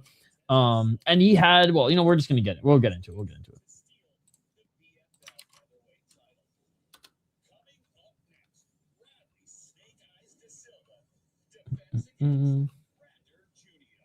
So yeah, we were live covering this BFL event when all of Radley da Silva's homies were in our live chat, and they were super cool. They weren't talking shit or anything. They were like, "Yo, thank you so much for showing the stream. Like, thank you so much for showing this. Thank you so much for covering it and giving us play by play, because we couldn't find the stream. These guys didn't have Fight Pass. They were just wanted to watch their homie fight." And they were just super cool in the live chat. I remember Activate A was like talking to a few of them as well. And then this happened, and they were like, "Please tell me that didn't actually happen," because I was describing it. And they were like, "No." And we were like, "Yes." Oh, yeah. Rander, yep. I remember they were like, "Is Rander okay?" Like, we don't know yet. But this was so sick. I mean, we all lost our minds, dude. And you know what? Radley da Silva was invited on the Contender Series after that. He has one knockout, which was that knockout. 3 submissions, 4 decisions. 1-0 in Contender Series, 6-0 in BFL, and he fought a very good opponent, a very well-rounded boxer and grappler in George Mangos, a very good prospect from Australia. And a lot of people had Mangos beating Radley da Silva. It just ended up being a high-level grappling match. It wasn't an exciting fight. It was a high-level fight. It was a UFC pay-per-view level fight. You know, high-level, boring fights, UFC pay-per-views, you know, just without big names. But in BFL, he's literally just been taking out everybody that they've been bringing in for him locally from the United States and now freaking in Brazil. They're running out of people in BFL for him to fight. And he's a BFL loyal. There's a big Brazilian combat sports scene and just like community in Vancouver. There's actually a ton of MMA gyms in Vancouver in the greater area as well, as you guys can see, which is why BFL has been a staple there for a while. But yeah, they're having a hard time bringing guys up from the States and all around the world to fight him. It's like either sooner or later he's going to sign with the major organization or sign with the UFC or just go to a different major organization. That's what I meant to say. So we'll see if he can do something big here to get the UFC's eyes back on him. He's going up against a certified Unk, 40 years of age, but the Unks have been actually doing pretty good tonight. So I don't think this Unk is going to beat Radley da Silva. I don't need to be Mr. Showtime and look at odds to just know that he's the underdog coming into this one. Rander, Junio, 14-4 as a pro, 3-2 in his last 5 fights, and is coming off a win streak less than a year ago against a 1-8 guy. See, like they're really having a tough time bringing in guys for him to fight. 2 KO, TKO, 7 submission. He's never been submitted, and I'd say Radley da Silva's he's a well-rounded MMA fighter. His ground game is his best attribute. That and his fucking spinning strikes. 5 decisions. Lost in ACB, 3-2 in Jungle Fight. Lost Ronaldo Ferreira. Okay, he beat a 10-2 and 11-5 guy now. It's like, oh, he's beaten some decent guys on paper at the time, but none of them have really gone on to be anything.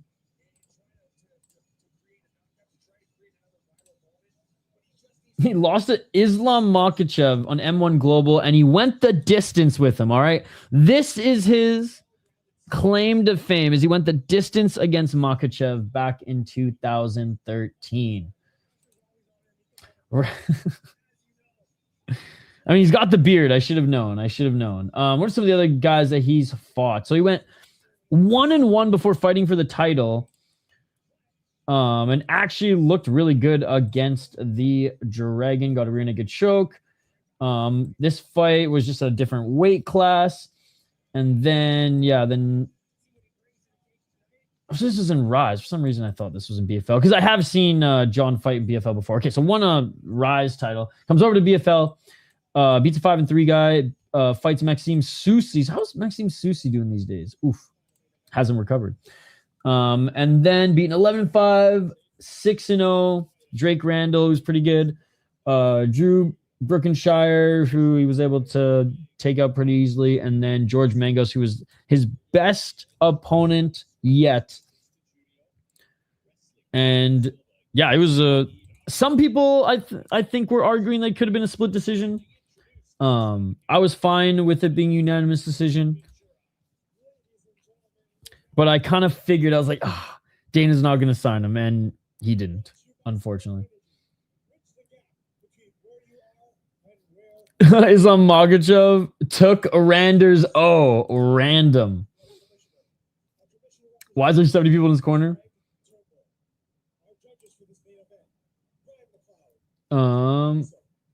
Big George Mangos. Damn, this Rander guy looks older than he looks on Tapology. Must be an older pick. Yeah, and he still looks old on Tapology.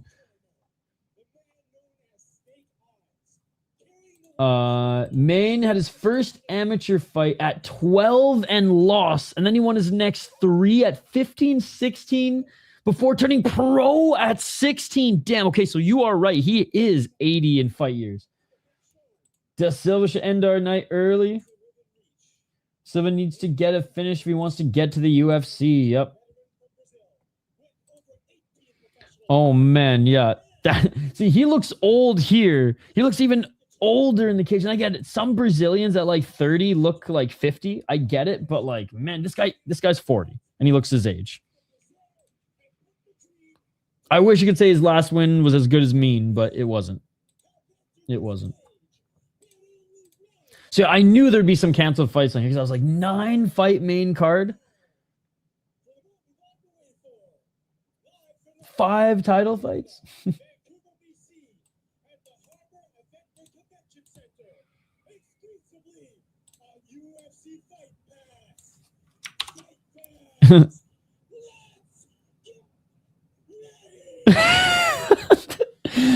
The announcer, he's corny, bro, but he's one of the homies.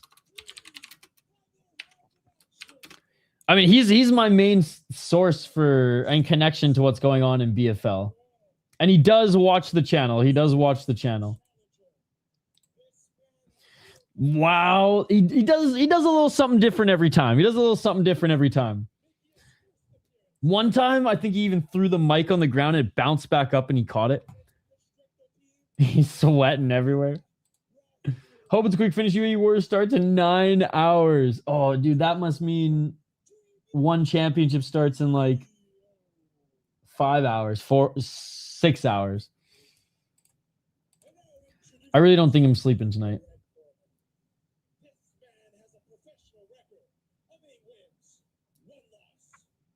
I'm going to... Dude, we all were confused. I think we all thought it was supposed to be a 5-round fight. I don't know if BFL changed their rules or what's going on.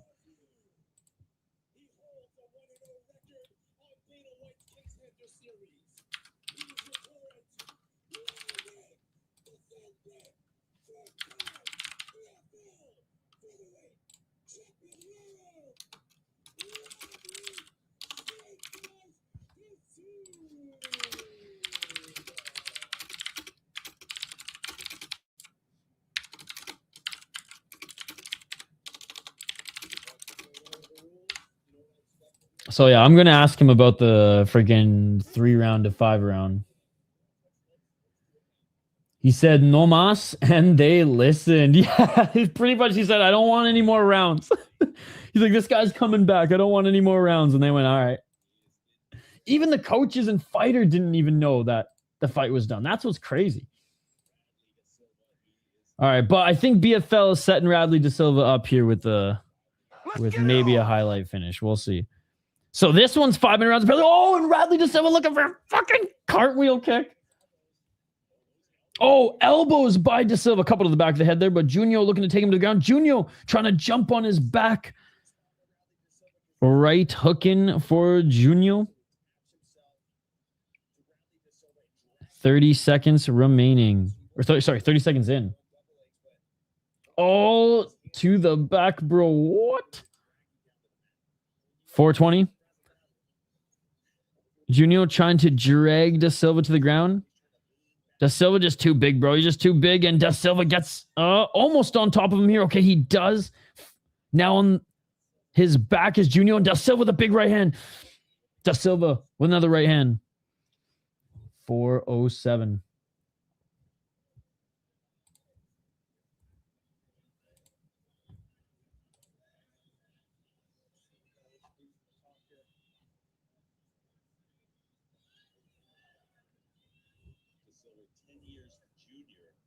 $348. De Silva still on top. Bro, how much of a fucking legend is this guy? How much of a fucking legend is this guy? It's unreal. 332. De Silva in the guard of Junio. Left elbow.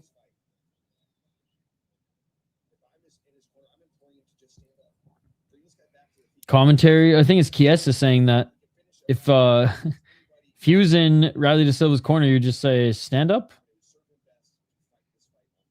Especially since this is an audition fight more than, you know, a fight desperately looking for the win. It's desperately looking for the finish. And fingers in the cage there for Junio. Ref on top of it.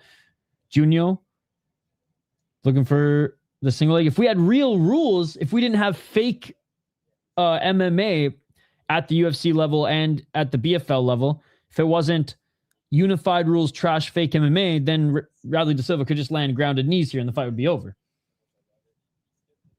If we had real MMA, Radley de Silva could just knee him in the face, get a finish, fight would be over, signed to the UFC, done. Signed, sealed, delivered. But unified rules dragging. See, another thing, I'm going to add this to my list. The unified rules are dragging people's careers. Oh, body kick by de Silva. Junio with the right hand. They're up on their feet. 220. 212. What spinning move is Radley de Silva going to throw next? Oh, low kick by de Silva. Just missing the 1-2 shots by Junio. Left hand by de Silva. Even the commentary saying, what spinning move is he going to look for?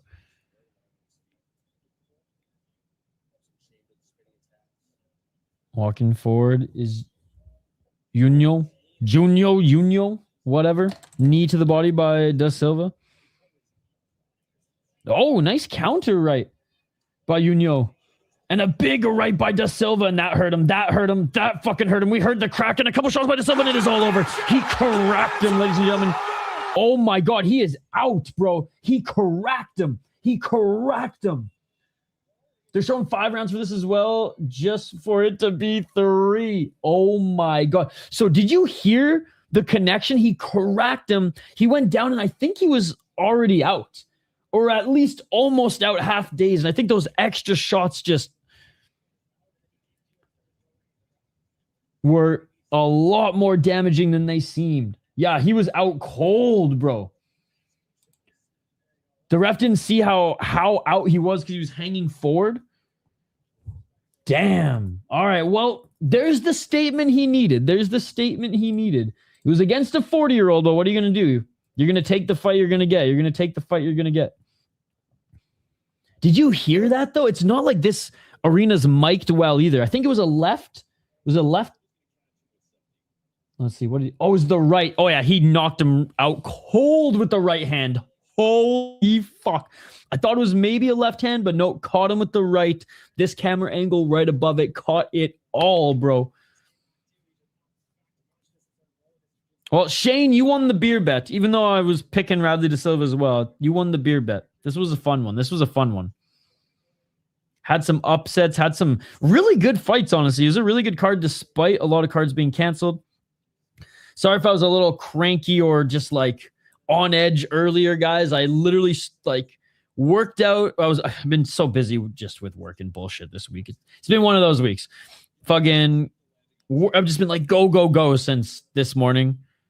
Had a workout, then just like got right back into it, and then like started.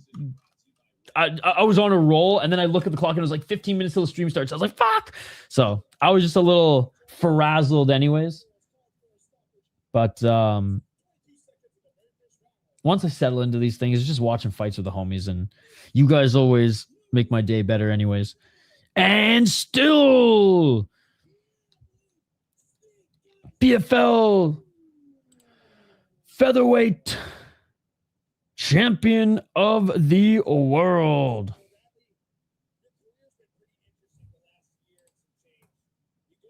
Oh, we tied. You big cut. Oh, that's right. What? Shane, I keep thinking that the Unks aren't winning, but they're winning. Whew. I picked Maine. We both picked De Silva, so it's a tie. Damn. Well, I'll say this, Shane. I was lucky in this one. That two of the three Unks I picked prevailed.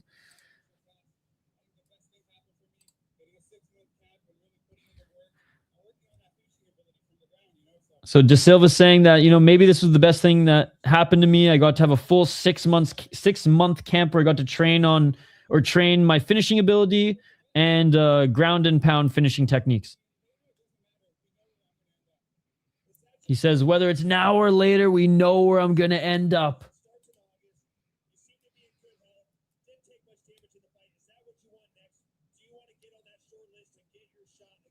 Kies is asking if he wants Contender Series.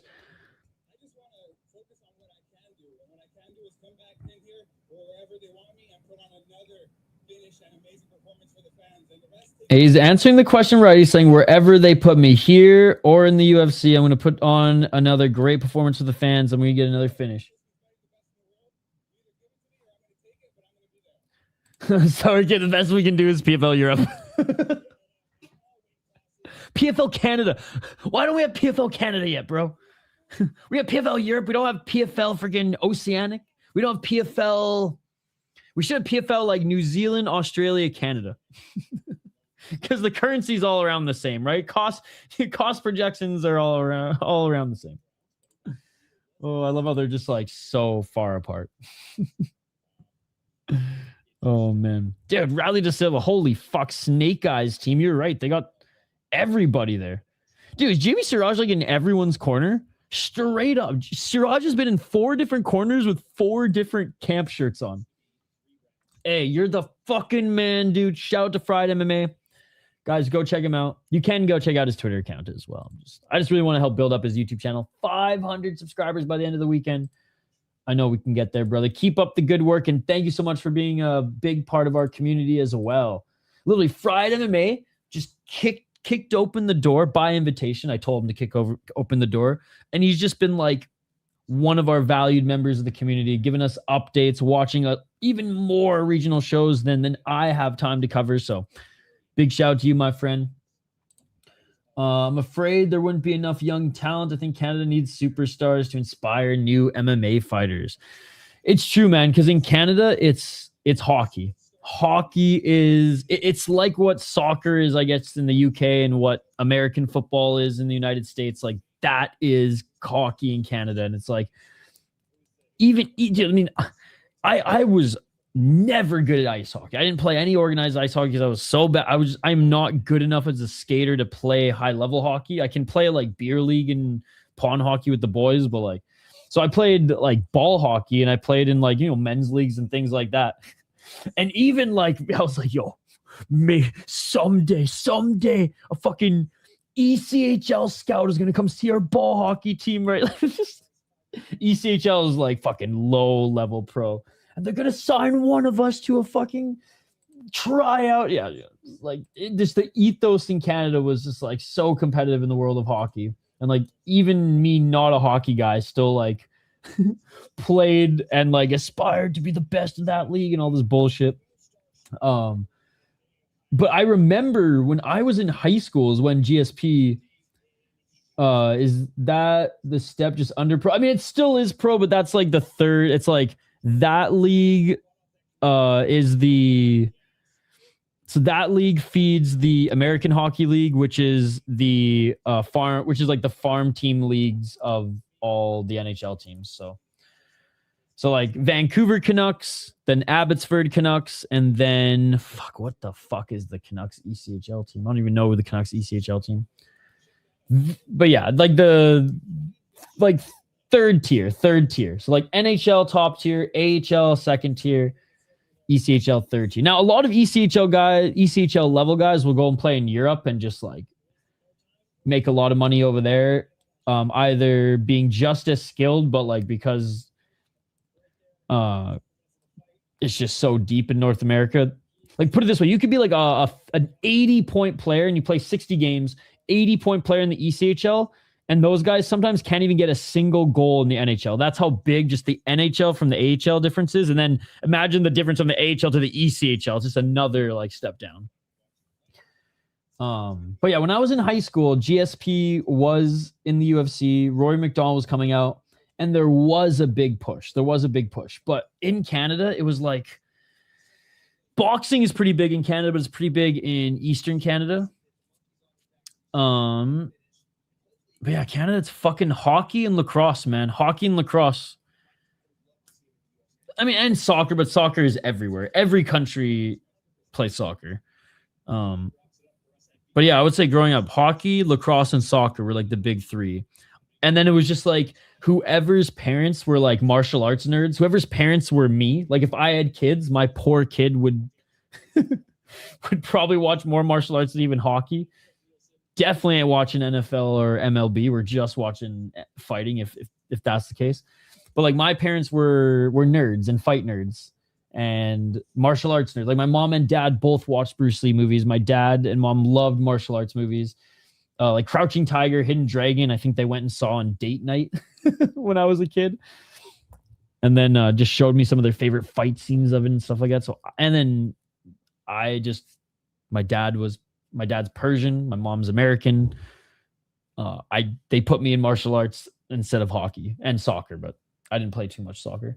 I was okay in soccer, but I didn't want to run when I was a kid. Now I'm the opposite. Now I like running. I didn't get that runner's high until my brain developed. Does Canada have the same type of thing as America with wrestling in schools? Not even close to the same level. Most like Canada's public schools are kind of ass too. But where I grew up anyways, they're kind of ass. But I would say that there's certain provinces in Canada that have really good high school wrestling programs. Alberta, Ontario, I say even Quebec.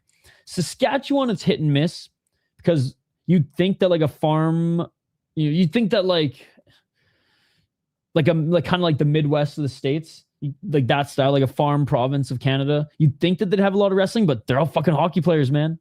Because they fucking have a whole ice rink in a barn on their property that their dad will make, and they're fucking skating and scoring from like 3 to 6 years old, lighting everybody up. So like it's just like hockey. It's like a fucking religion in Canada. Maybe even closer to a cult. It's just that it's like in your ethos. It's like it's part of everything. It's part of like I could care less about Christmas time. I only care about World Juniors because it's around that time. When I was a kid, we had school off, and during the holidays, I watched more hockey than hung out with family and did all that stuff. Like for me, Christmas is whatever. It's World Junior time. Yeah, because that would definitely generate a lot more MMA fighters if they did. That's the thing. It's not countrywide. It's not countrywide. But you know what's crazy? There's not even hockey so big in Canada that it's too big for high school hockey. That like it's just too greedy that there's levels even before high school that are pay to play, and junior hockey at various levels, A, B, and C. So high schools don't even want to get involved because provincial, so like BC hockey or even Hockey Canada, They're all about making that money, dude. It's a huge freaking puppy mill business of so many promises to parents and so many broken dreams for kids. Because there's only so much room on every international team and every top team, right? Dude, I have some friends who like are insane, and it's like, they couldn't even make junior A. So they played pay to play junior C, which is probably like high school level. Not in Minnesota, because high school level here is insane. High school kids get drafted into the NHL before even going to college. In Minnesota, because Minnesota is like a small, crazy. I mean, it's the state of hockey. It's a crazy pocket that's like as on steroids as Canada when it comes to the hockey love and just how many players they pump out of this state for being like a smaller state population wise too. But no, wrestling definitely, if it was bigger, it would help a lot. I would say honestly, in Canada now, it's either they just are MMA practitioners or they're probably coming from like kickboxing. Yeah, hockey's like football to Latinos and football to Americans. Every given Sunday. Chicken salad, baby. Chicken salad. All right, guys. Like I said, sorry if I was like grump starting off the stream. But I feel like we ended on some good vibes. And speaking of good vibes, we have so many fucking streams to cover this weekend. Like I said, let's get Fried MMA to 20 to 30,000 subscribers so I can take a weekend off. I'm kidding. This week has just been fucking insane. I'm already sleep deprived going into a weekend that's going to sleep deprive me even more.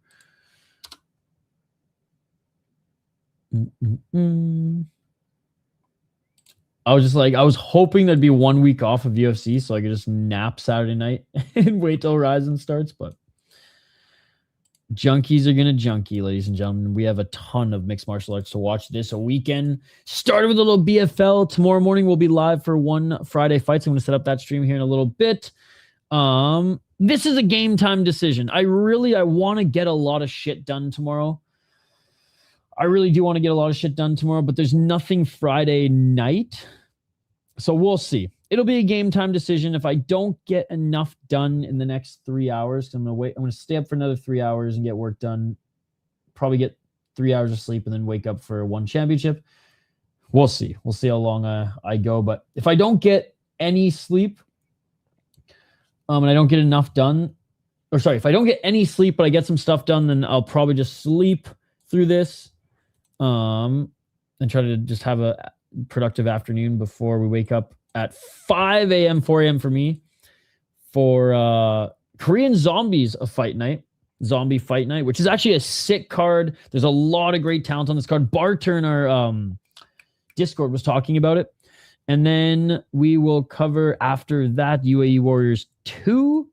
It's a two-pata. They always come in twos. 70s tomorrow morning. Saturday morning is 71. So yeah, Saturday's insane, bro. Waking up at 4 a.m. and not stopping until the end of UFC. I did joke and say that like maybe we'll do some Stanley Cup playoffs because game 4 of Minnesota and Dallas is on at the same time. This is just how crazy it is. We're going to be up for 24 hours. Because this is a 4 a.m. start for me, 5 a.m. start Eastern, and then we're going to continue into UAE Warriors, UFC, and then right into Ryzen. I'll probably have to skip the preliminaries because UFC will still be on. There's only one fight on the preliminaries that I really care about. My Ryzen picks and predictions video is in production. I'm going to try to finish it tonight. If I don't finish it tonight, I promise it will be out for you tomorrow. It's another reason why I might skip ACAs to get the Ryzen preview video out from. I'm halfway through recording it. I didn't have enough time to round the troops to do a stream, and then I made the dumb decision to record half of it. Then I started editing it, and I was like, "Fuck, it's gonna take too long."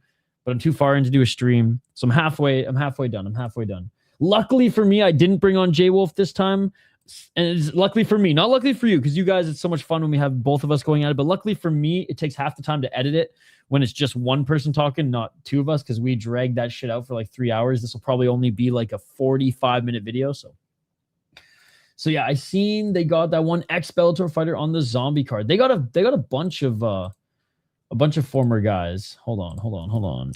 let's see quickly before we sign off here. Oh yeah, by the way, I closed the tab. My prospect highlights are out as well. Prospect highlights out as well. Every prospect making their debut, or because I don't think there are any making their debut, or who have fought under 3 times in the Ultimate Fighting Championship. I posted the full prospect video, and I have single videos of everyone as well. All right, last thing I'm gonna do here, as that's loading again. Big shout out to Good Noodle MMA who donated $30. He donated $30, ladies and gentlemen. Shout out to Chris Cushman who also gave out a membership. Thanks for the $5. Combat Casual with the $10 as well. Far too kind. I don't even know what fucking Combat Casual even donates to me. It's fucked. Here I throw him toonies like he's a fucking stripper in Edmonton. But he's giving me $10. Like, I'm his waiter at a fucking Salt Bay's restaurant. I don't know what's a fucking fancy restaurant these days. Note Blue in Japan. There you go. I do know the Note Blue. Everyone's freaking Death Note nerdism just went like that. Anyways, Barter said that. I promise I'll fuck off after this, guys. I know we've gone on a little long. Barter said,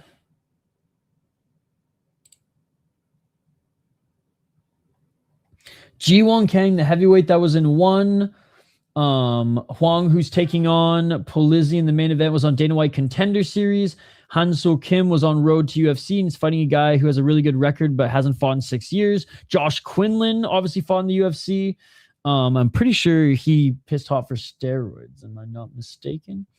And then didn't really do good after that. He's fighting the Korean prospect Sung Gyok Choi, who was in Road to UFC finalist. And there's a handful of other prospects, mostly Korean, but a random 5-0 Russian kid named Nabi Nabiev, who won all of his fights by finish. He said they seem to be using the black combat tactic and are now going after, guys with a resume as well, and also nicknaming them in the league as well. Yo, the man, the myth, the legend, Uncle, making Bosnia and Canadians proud. See you all tomorrow morning for One Friday Fights. Smash that like button and subscribe, and I will see you on the next one. Yeah.